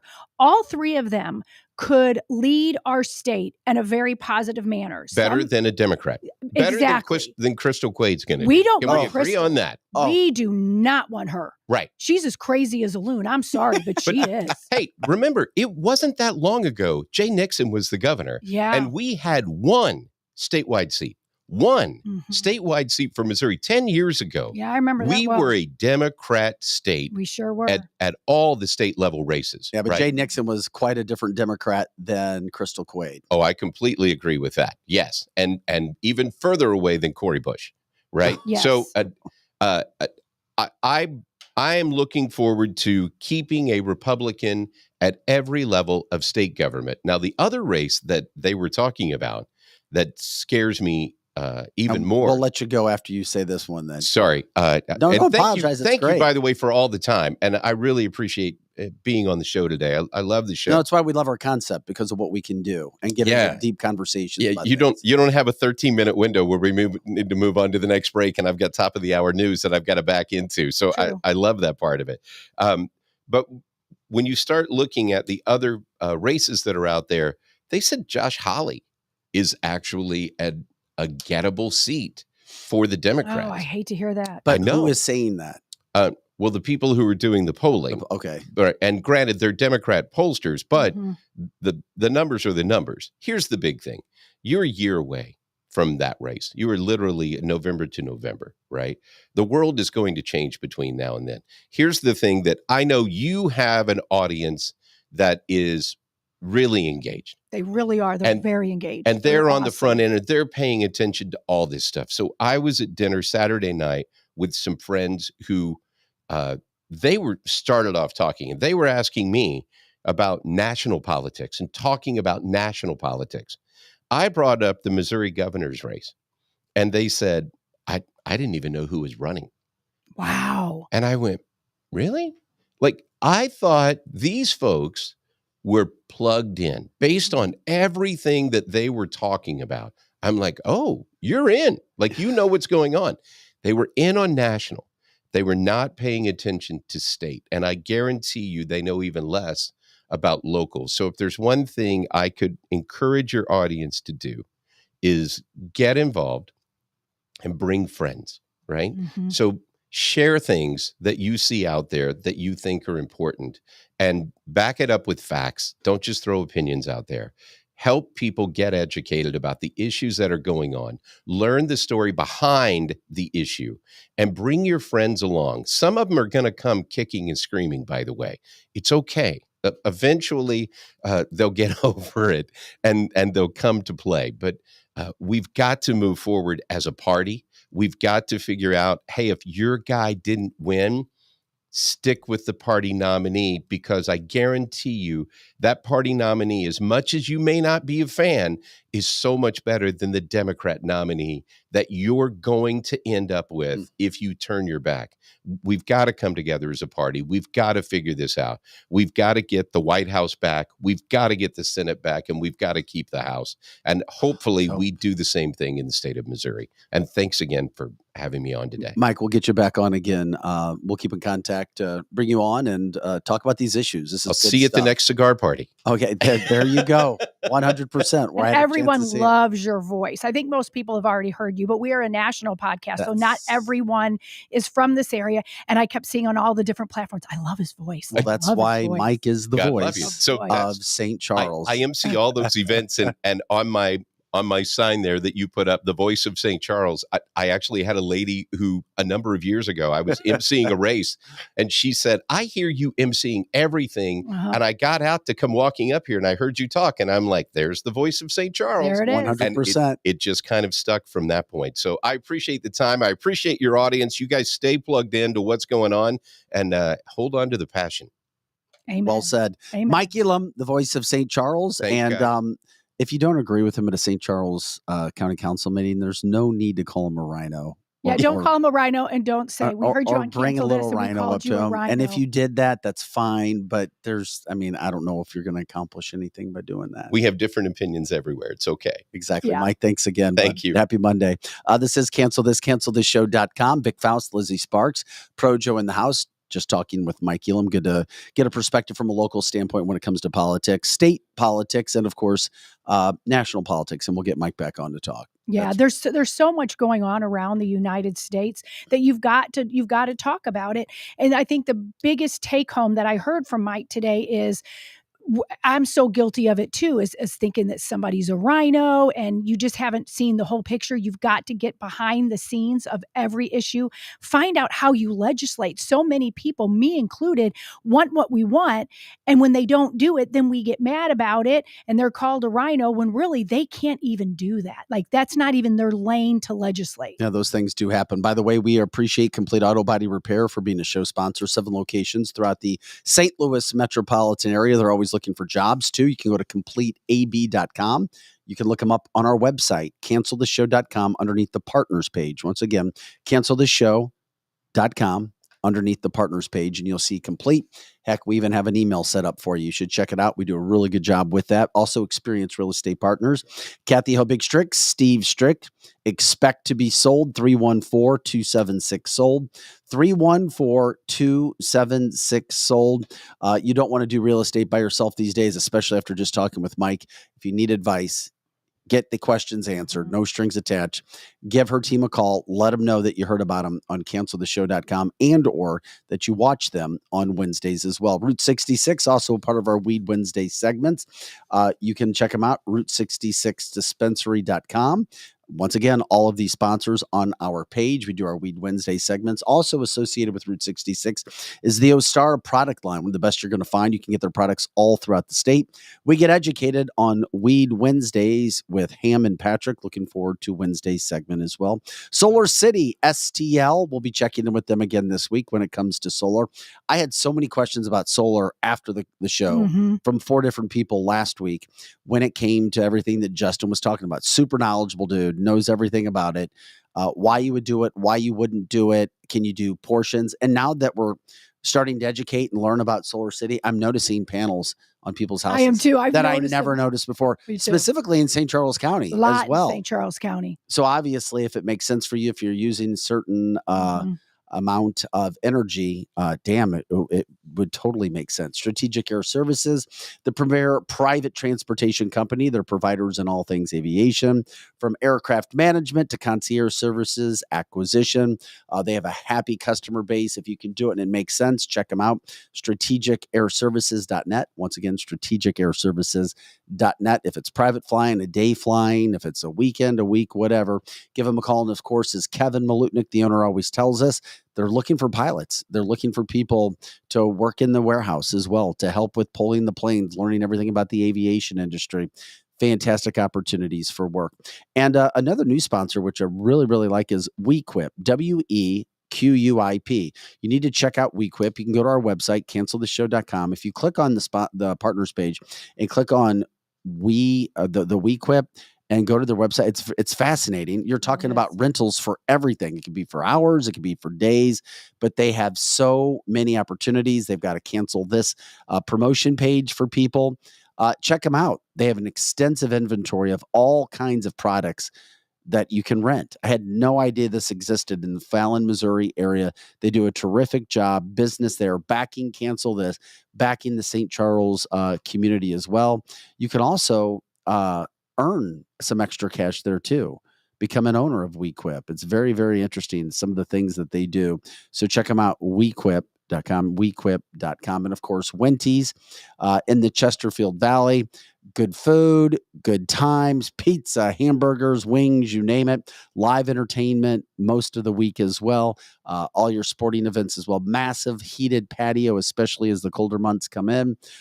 They're always open, always there for a good time in the Chesterfield Valley. You can stop in. Great service as well. The thing that is really great about that place and a lot of other places, their staff never leaves. The staff stays, and it shows you something about the company. Very that they little have there turnover as well. Well, this is canceltheshow.com. I'm Vic Faust with Lizzie Sparks and Projo in the house. We're talking a lot of politics things and people getting passion. And a lot of things force people into this passion, or so to speak. And there's been some things happening across the world, and I get a feeling it could be happening in the United States. But check out these videos from Spain and or Poland. It doesn't matter which you show, Joe. I will show what's up. Poland had 1 million people recently out in the streets. Wow. And it's not that they're, and it's not all about, well, we're all for the right and left. There's some other issues that are going on in Poland.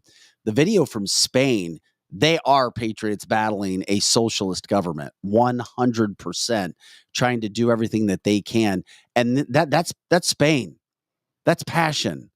Those are people to argue, to battle for their freedom, to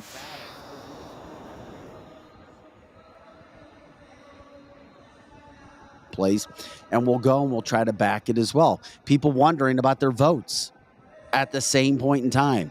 Are we really being treated correctly? Are our votes being counted? Is this more of a World Economic Forum situation that is going on?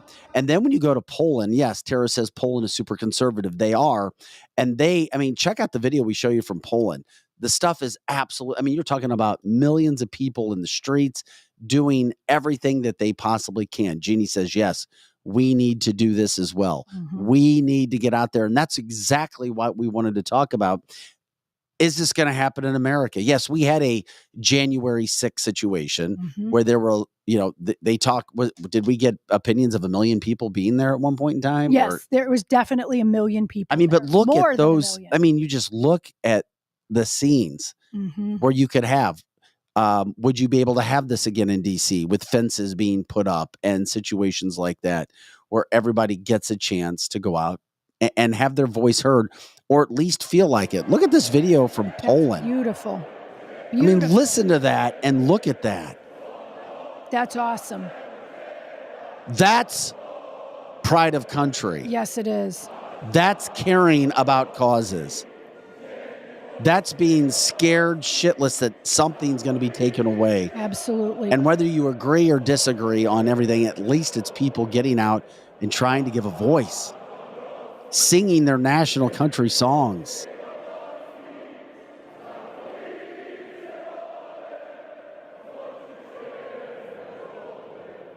That is just... Our listeners can hear it. That's why I wanted to give you some sound.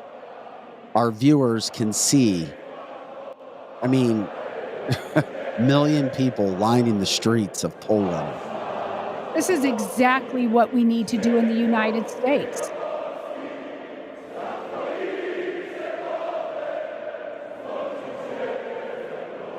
Oh, just 1 million people singing together. As Tara said, it gives you the chills. Gives you goosebumps there for sure.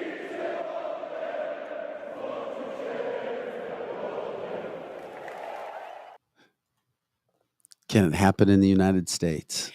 I think Will it can happen in the United and it States? did. It did on January 6th and other days like that. But we now know what they're going to do. So it will scare some people off. However, if they're going to do it, just don't do it right there. Don't go beyond the fences, but line the streets of DC, line the streets of Fairfax and other places all around DC. Or if you don't even want to go to DC, get that amount of people at your own state capital. Lisa says, I want to cry, honestly. Somebody else said it gave me chills. Kimberly says, if that was here, they would be called insurrectionists. They absolutely by would. Our media. Tara says, we are too lazy. Paul puts up the Polish flag. It's what's it going to take? What's it going to take? Are things so comfortable, so great again that that we don't know? The people who are alive right now don't know what it's like to not have comfort. Well, and as Pam says, that's why the FBI did what they did on J6, because that was the scene in DC that day.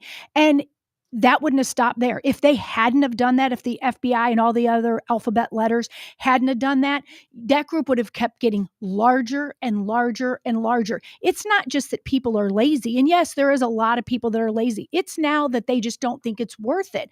They don't want to go there. They don't want their bank accounts looked at. They don't want to be thrown in the hoosegow.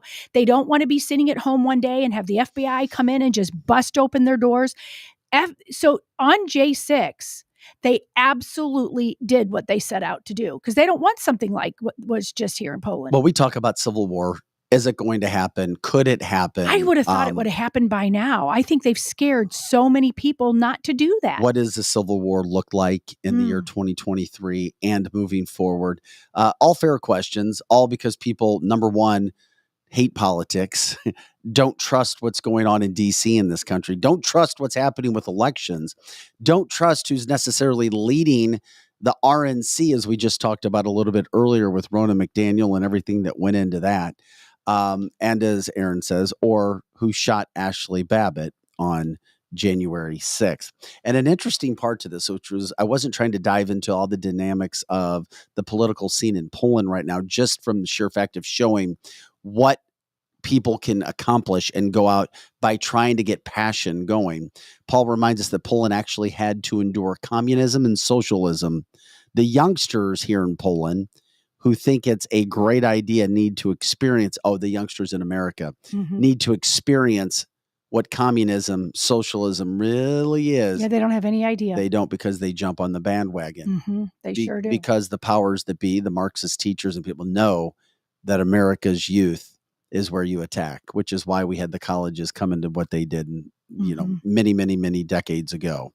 And Robert says, in some ways, we already have it here. Oh, I think you're talking, and Robert, please explain what you mean by that. Have what here? The passion or the problems? I know we've got problems. I didn't know if you were talking about the passion that comes along with that as well. We do have the passion here. There is so many patriots that are here that have that passion, that do it day in and day out. But as I said before, there's so many of those that have just kind of stepped back.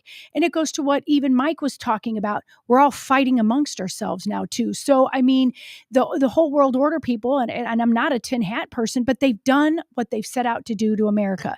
Divide, divide, divide. Republicans, but they're not dividing the Democrats because they're not Democrats anymore. They are literally communists now. In the chat line from people, we live in a left-wing tyranny, third world shithole now. Right on, Vic.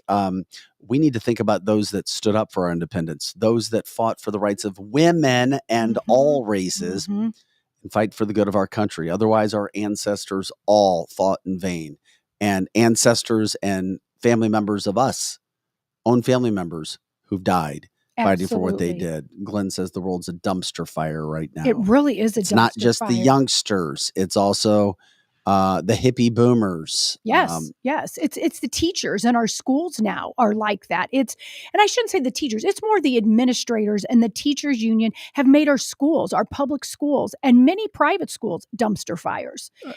I'm curious, is anybody else concerned that something's going to happen on Thanksgiving, or is that just me? Where did this? Where does this come from? Think about this. Okay. So, we're being invaded by UN troops, correct? Oh, for sure. You, Okay. yep, we are.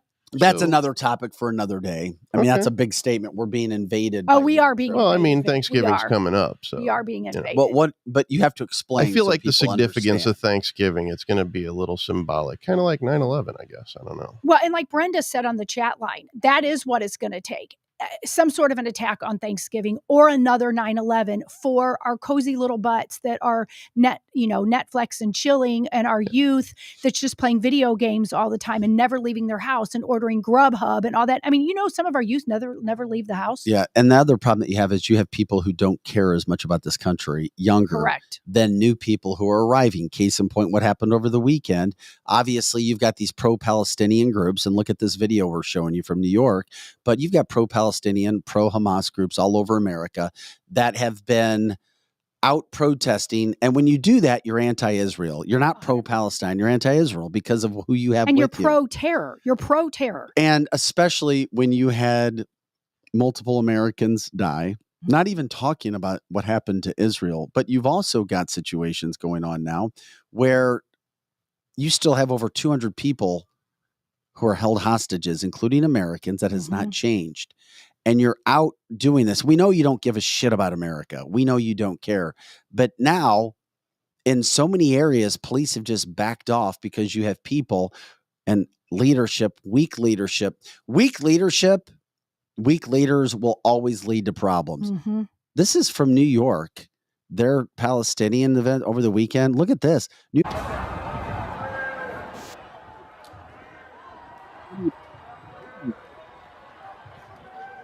York. Do what you want. We're not, look at police are just there. Oh yeah, we're just going to we'll collect our paycheck. I mean, what the hell?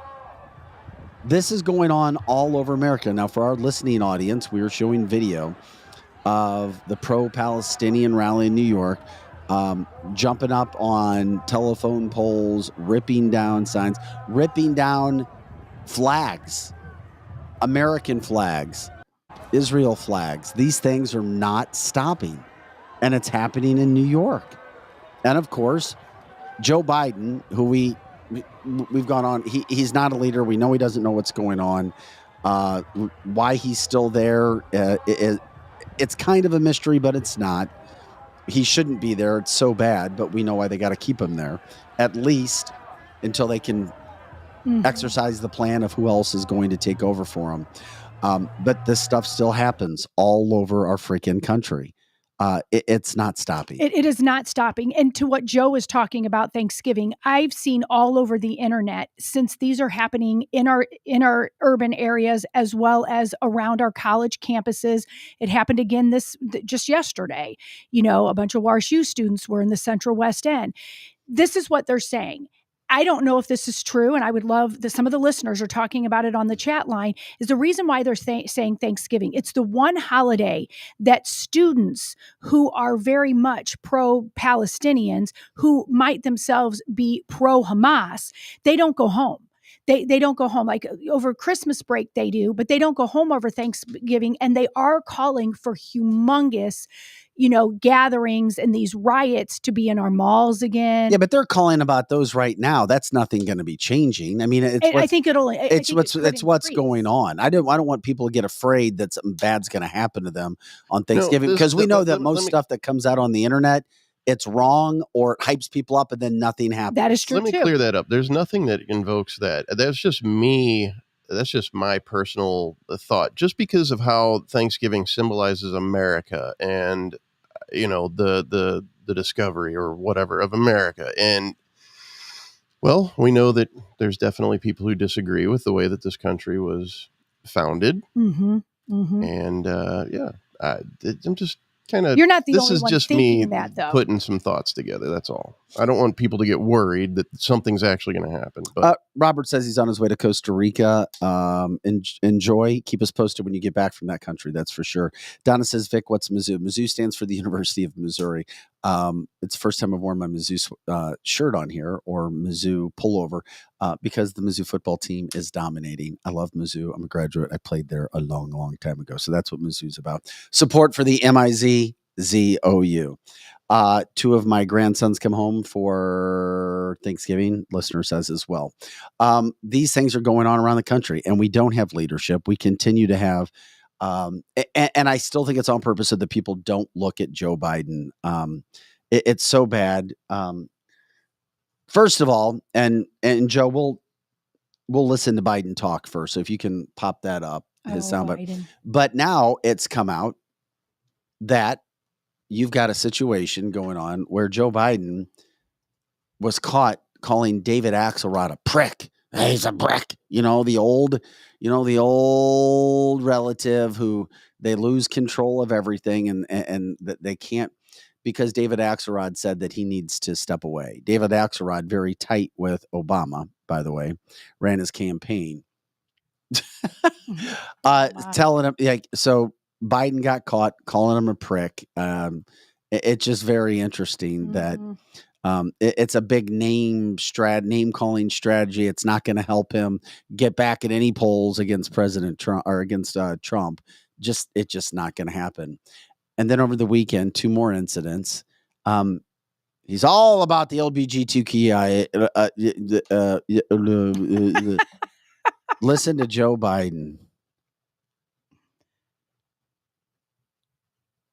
And that no veteran is denied the honor they earn because they were discharged for being LGBTQ plus. And that no veteran is denied the honor they earn because they were discharged for being LGBTQ plus. Okay, LGBTQ no veteran plus is denied the honor they earn because they were discharged for being LGBTQ plus. Okay, so he's not for gays. No veteran. It's lesbian, is denied the honor they earn trans, queer because they were discharged for being LGBTQ plus. So he's not he doesn't care about gay people. He doesn't care about gay people. He doesn't care about gay people at all. LGBTQ plus. He left out the G. Yeah. Now, granted, it is difficult when you put all the letters together. It can be. Correct. Especially for a man of his age and his cognitive ability. LGBTQ plus. I mean, he's looking around. It's like, yeah. Prick, I said it. Prick. Reminds me. My poor grandma, God bless her soul. Grandma Dorothy used to cuss at people. Your grandma's name was Dorothy? Yeah, Mine before was she too. passed away. My aunt was taking care of her. She would just get angry and start cussing at people. Shitbag. Can't wait to get that old. Oh my gosh, isn't that fun? You can flip kids off and nobody. That's Joe Biden. You can do that. My father-in-law's in the hospital and he's telling everybody that Joe Biden's an idiot and he doesn't care. And he was telling the nurses, it looks like it's Pakistan in here. I mean, he's saying all kinds of stuff. I mean, you do. And that's what's happening with Biden again. Yes. I mean, literally, if Robert's LGBTQ plus H A B C D G F. Then Veterans Day over the weekend, we celebrated it on Friday. Look at this video. He is so low. Just look at him. Okay, he's going up. What am I supposed to? Okay, no,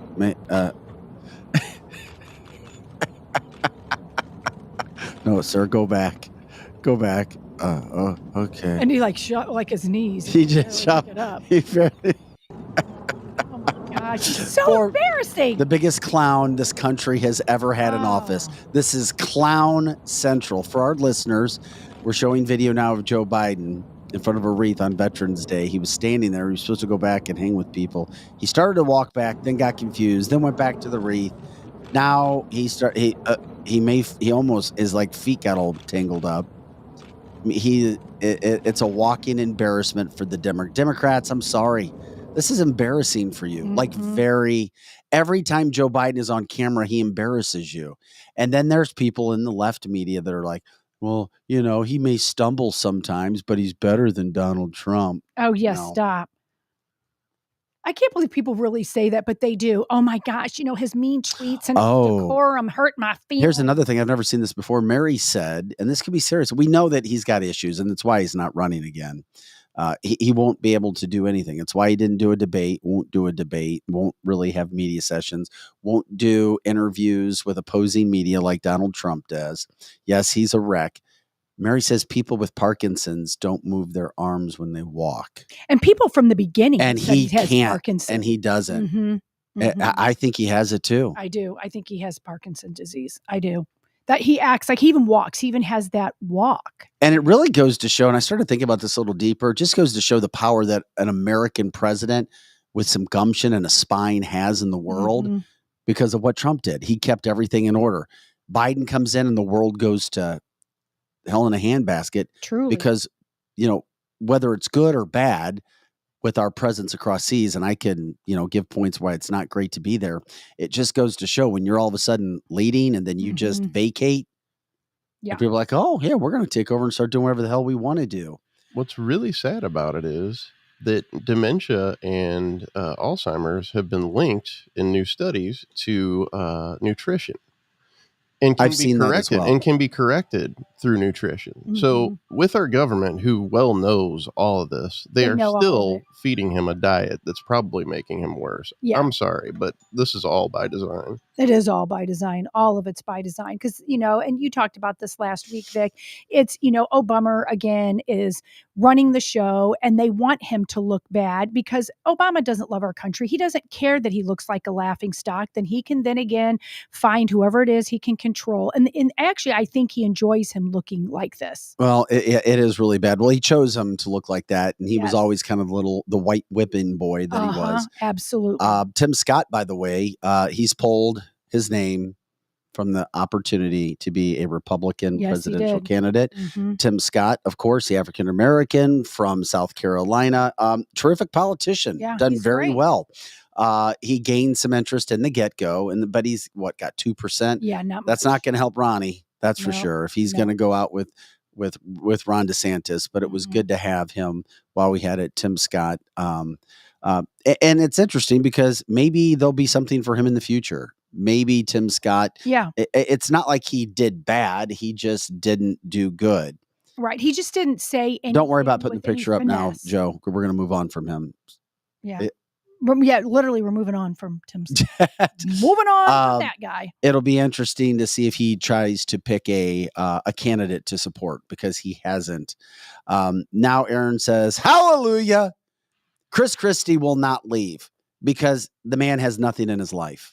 And he is mad at but Trump. because he doesn't have anything. I mean, just if you were Chris, everywhere you go, you're made fun of, not because of Donald Trump, but because of yourself. Because he says dumb He stuff. went to Florida. He got booed out of Florida by Republicans. Yeah, he sure His did. whole mission was not to run for president. His whole mission was being a plant to try to destroy Donald Trump.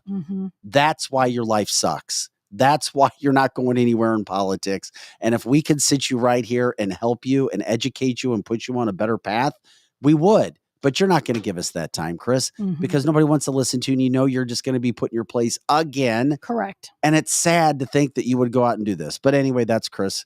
Chris Christie's still going. Vivek and Nikki can join him. I don't know. I think Vivek and Nikki stay all the way. I think they do too. I think there's a facet of people that like Vivek. And, I'm not a fan of Nikki Haley, but there's a group of people who don't understand she's such a warmonger.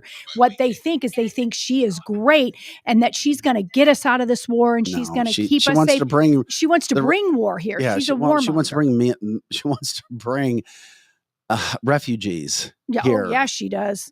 Yeah, she does.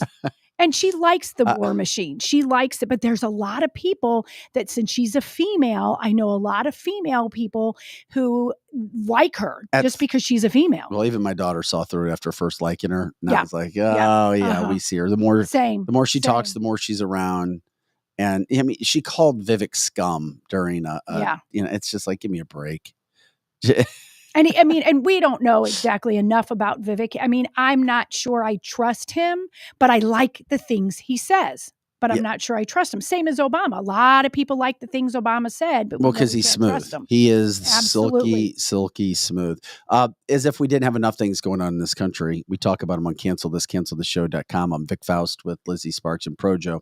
And a lot of it gets back to media and it's just how media doesn't cover things how they should, which is why we do what we do. Did you see the brutal video of the teenager who was beat to death in Vegas? We'll show you this video. you're talking about a white teen beat to death by at least 15 young black kids. And you're like, where are these people's hearts? Where is the whole aspect of you're just going to beat somebody to death? This kid,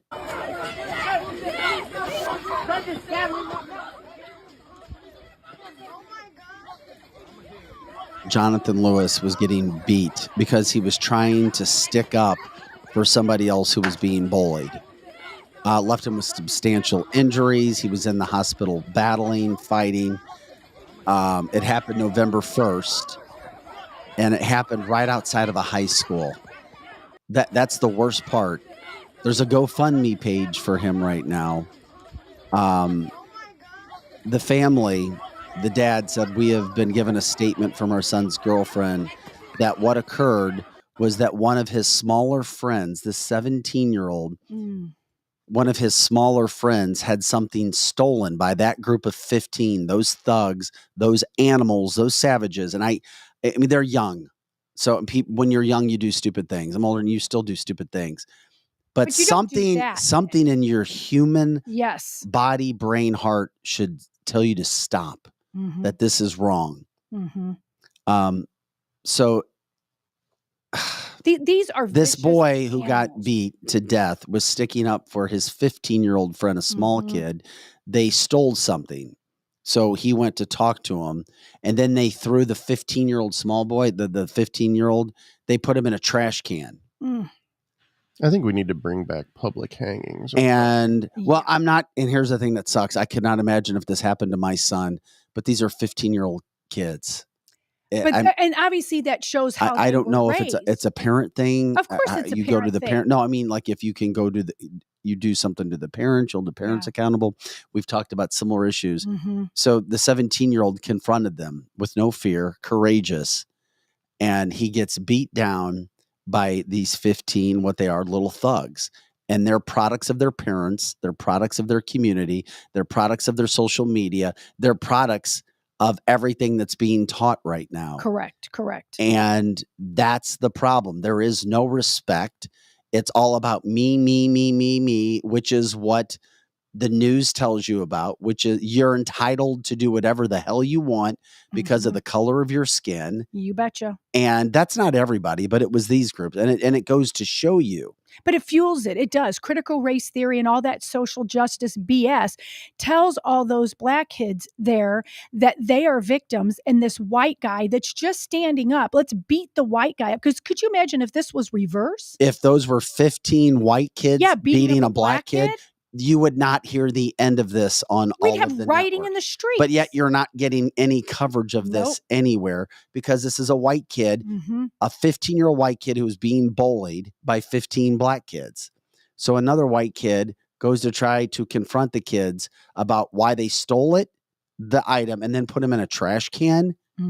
And he tries to stop. Where's all the bullying this, bullying that? Charges are coming against the kids. Thank God there's a video. And why people videotape this stuff.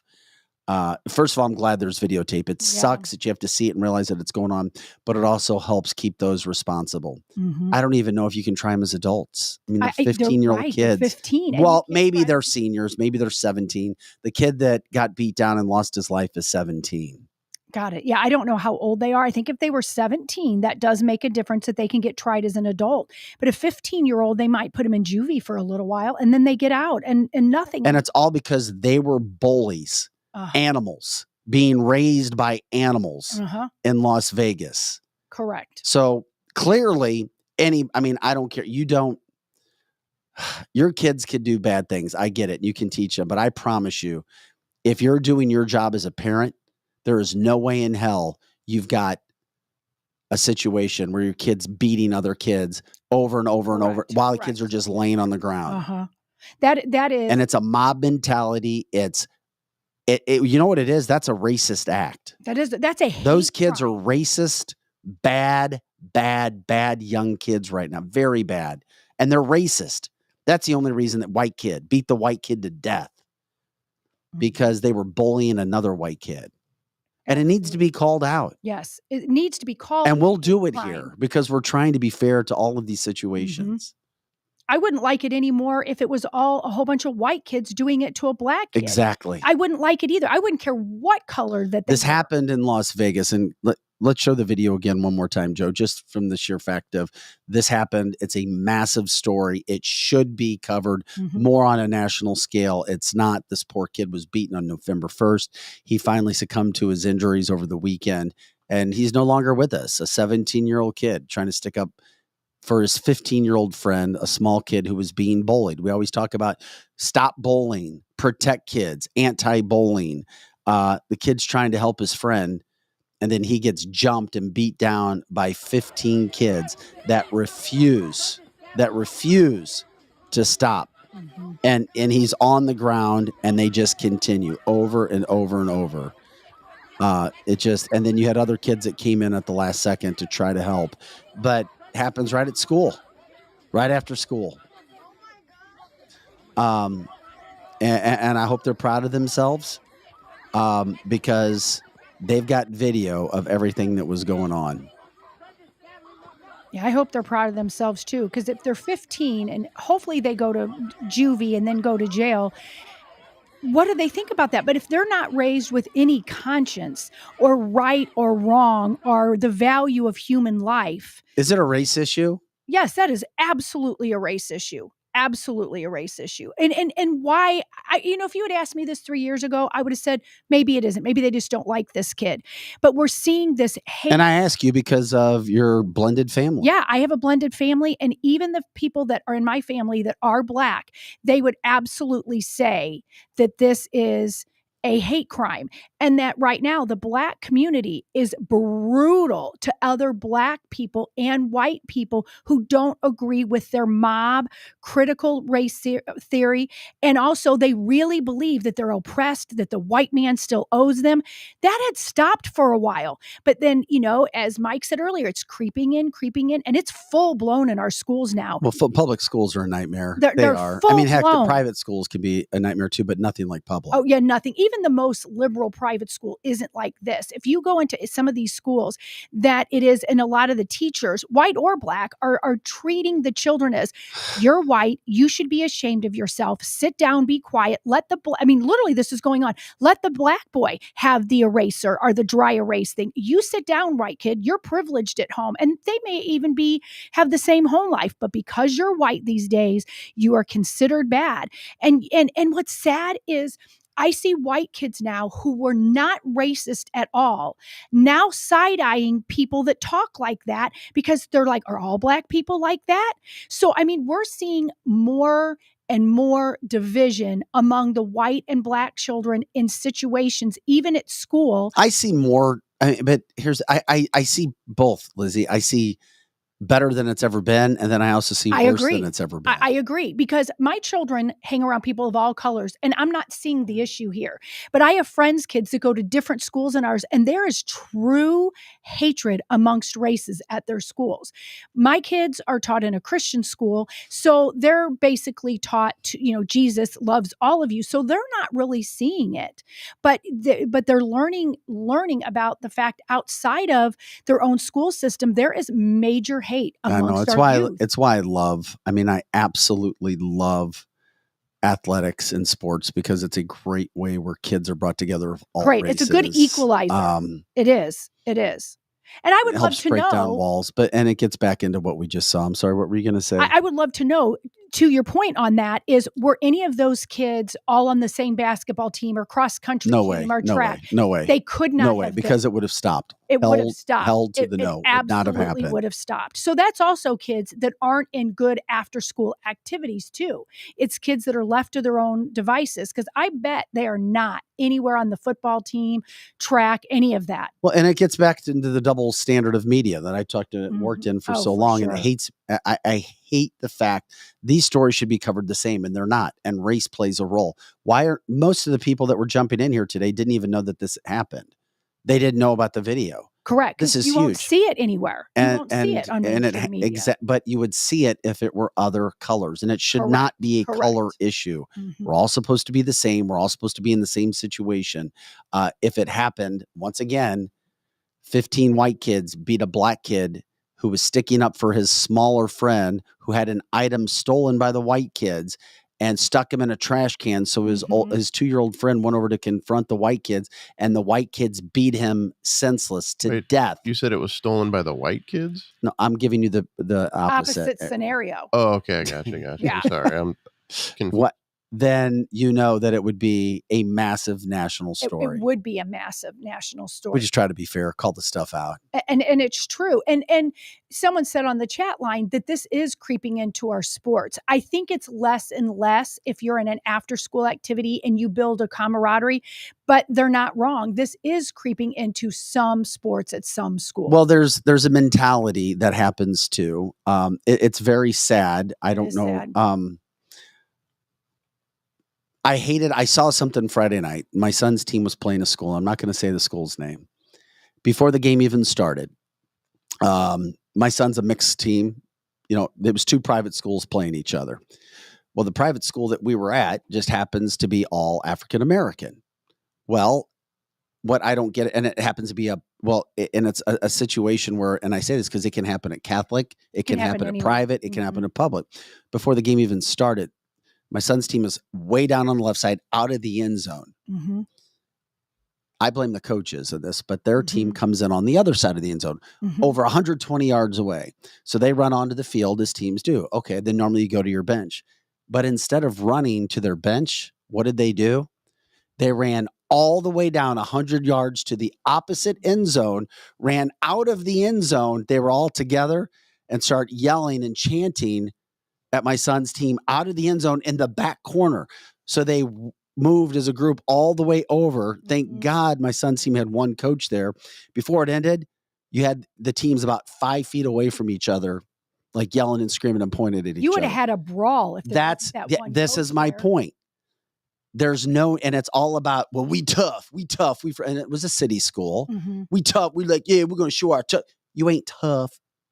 You ain't shit when you do stuff like that. Well, you're actually, but that's the mentality. You're bullying. You're trying to bully, and that's and the reason I bring this up is what I saw happen there, and it becomes mob mentality. Yes. And you just saw mob mentality with 15-year-olds, which is why parents and adults should be held accountable, because adults allowed this football team to go do what they did, and thank God there was a coach standing between them to stop it. But the coaches of the team where my son was playing, they allowed him to do it. And of course, the officials were too afraid to do it. They should have thrown flags, right? And it's a penalty before the game even starts. But that is a problem. Our officials are now not stopping a lot of. Well, that's a whole nother thing. I get it. But watching that, yeah, you're right. I mean, I don't mean to brush you off. Well, sorry, it's just part of the same. The officials thing. that's another whole thing. Yeah. They're like, I don't get paid enough for this shit, and so they just stand back. I like officials. I do. Oh, I do too. This is not bashing. But Donna says it's a product of the environment. 100%. And I saw kids doing stuff to try to act like they're tough and trying to bully others. And the bullying mentality is what we see with this kid, and why this kid lost his life in Vegas, because his friend was being bullied and allegedly had an item stolen. And it's brutal. It is brutal. And we're seeing this kind of behavior at all of our games. It's being said on the chat line that there's several different schools that now only a parent can come to the games because there's guns being pulled. There's this bullying that you're talking about. I mean, it's gotten out of hand. Yeah, it needs to be nowhere. Yeah. And that's what we need is the adults present, because I know this was after school, but had there been a couple adults there, it could have squashed a lot of that, but there was nobody there. Nobody, unless some of the teachers these days are getting beat up in some of these schools, and they're just like, okay, I'm, a 3:00 game, I'm done. I'm not going out there. I mean, it's sad. It really is. And who probably, would be like that is if Cori Bush had a kid, her kid would be doing that. You can bet your bottom dollar on that one. Yeah, it just, I just lose it. It just frustrates me when I look at that video and think of this kid and the family that's now dealing with the loss of their 17-year-old son. That's so sad. It is sad. It's one of those things that happens. Hey, can you promote when we have our guest coming on Thursday? I want to give people a heads up on You that. guys have got to hear this one on Thursday. Many of the people on the chat line are very versed in what happened to Ashley Babbitt and what happened on J6. David Valentine is going to come on. He runs a nightly live chat that comes on right when he calls them hostages that are in DC, and I call them they're in the Huskow or the Gulag. They are in there for being arrested for J6. Many people have not even had a trial yet, and he is responsible for videotaping when the hostages of J6 sing the national anthem every night. And he's got a lot of stories he's going to share with us. He knows the inside scoop on all of that. His name is David Valentine, and he'll be here at 9:00 on Thursday. You guys do not want to miss that. Michelle said, Vic, what is the GoFundMe for that beautiful boy? I don't have it in front of me, but if you look it up, it's literally right there. It's Jonathan Lewis Jr. is his name. The GoFundMe page, it's on a GoFundMe page. They didn't list it. They just said that there's a GoFundMe page for Jonathan Lewis Jr. God love to help you with that. That's because the father and the police are now trying to come up with funds to pay for the kid's funeral when it should have never happened. Sean just said, I just watched an interview with neighbors that watched the fight or watched the beatdown. It wasn't a fight and did nothing. And just stood there. But, and it's one of those things, man, if you see a fight going on, do you race into it? Do you jump into it? I don't know. A couple of kids that did jump into it, and they ended up starting getting beat, and then the one kid started chasing whoever was hitting him off, and then two other kids followed him like there was going to be a 3-on-1 fight at that point with the kid who was jumping in. And that is hard. What do you tell your kids? I mean, do you go and help or do you stand back and videotape? Normally, I don't like the videotaping. I think that you should be doing something. I think you need to call 911 is the first thing that you need to do. And then if you have a camera, videotape it, but don't join in. I don't know that that's the answer. I mean, I don't know what it doesn't take long to get beat down to suffer life-threatening injuries. Correct. It doesn't. I mean, you could get hit with one punch. Yeah. I mean, yeah, I think it was, I would tell my kids, thank God my kids have never been at a school like this. And I've never really had any big problem with my kids. But my son did punch a kid in school before, though. Yeah, there's no need. The bullying, the mob mentality, we're tough. We're going to do this. And then race gets involved. It's just all bad stuff. Hate it all. Wish we were ending on a more positive note. So I think we should end on a more positive note. Yeah, let's end. Can we show Donald Trump? I was just queuing it up. I was going to make the same suggestion. I want to, and it gave me chills when I saw it earlier because it's some damn good stuff. Yeah, it is. Let's just watch it again. Donald Trump, Kid Rock, Tucker Carlson. Well, it's going to make a.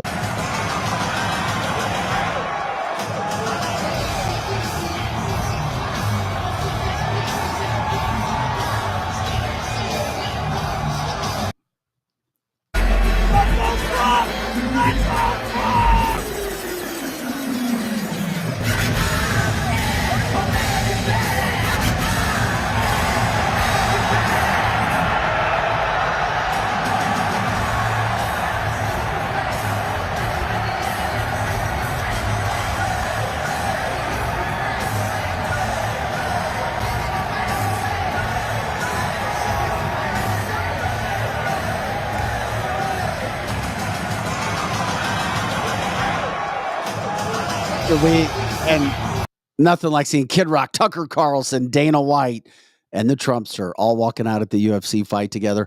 Also, Dan Bongino was there the other night with his wife. We show you this picture now. Dan Bongino and his wife taking pictures with Donald Trump. So, as you said, you can only imagine the conversations that are being held there. Because Bongino sat next to Tucker. So could you imagine those conversations? And Michael Chandler right there, University of Missouri, former wrestler. Love it. He flies in and out of the hangar here every now and then. That's great. He was in town doing commercials for Car Shield. Love it. Michael Chandler and his wife with Donald Trump. Michael Chandler might be fighting Conor McGregor. If Conor McGregor can Wow. get back, that would be his next fight.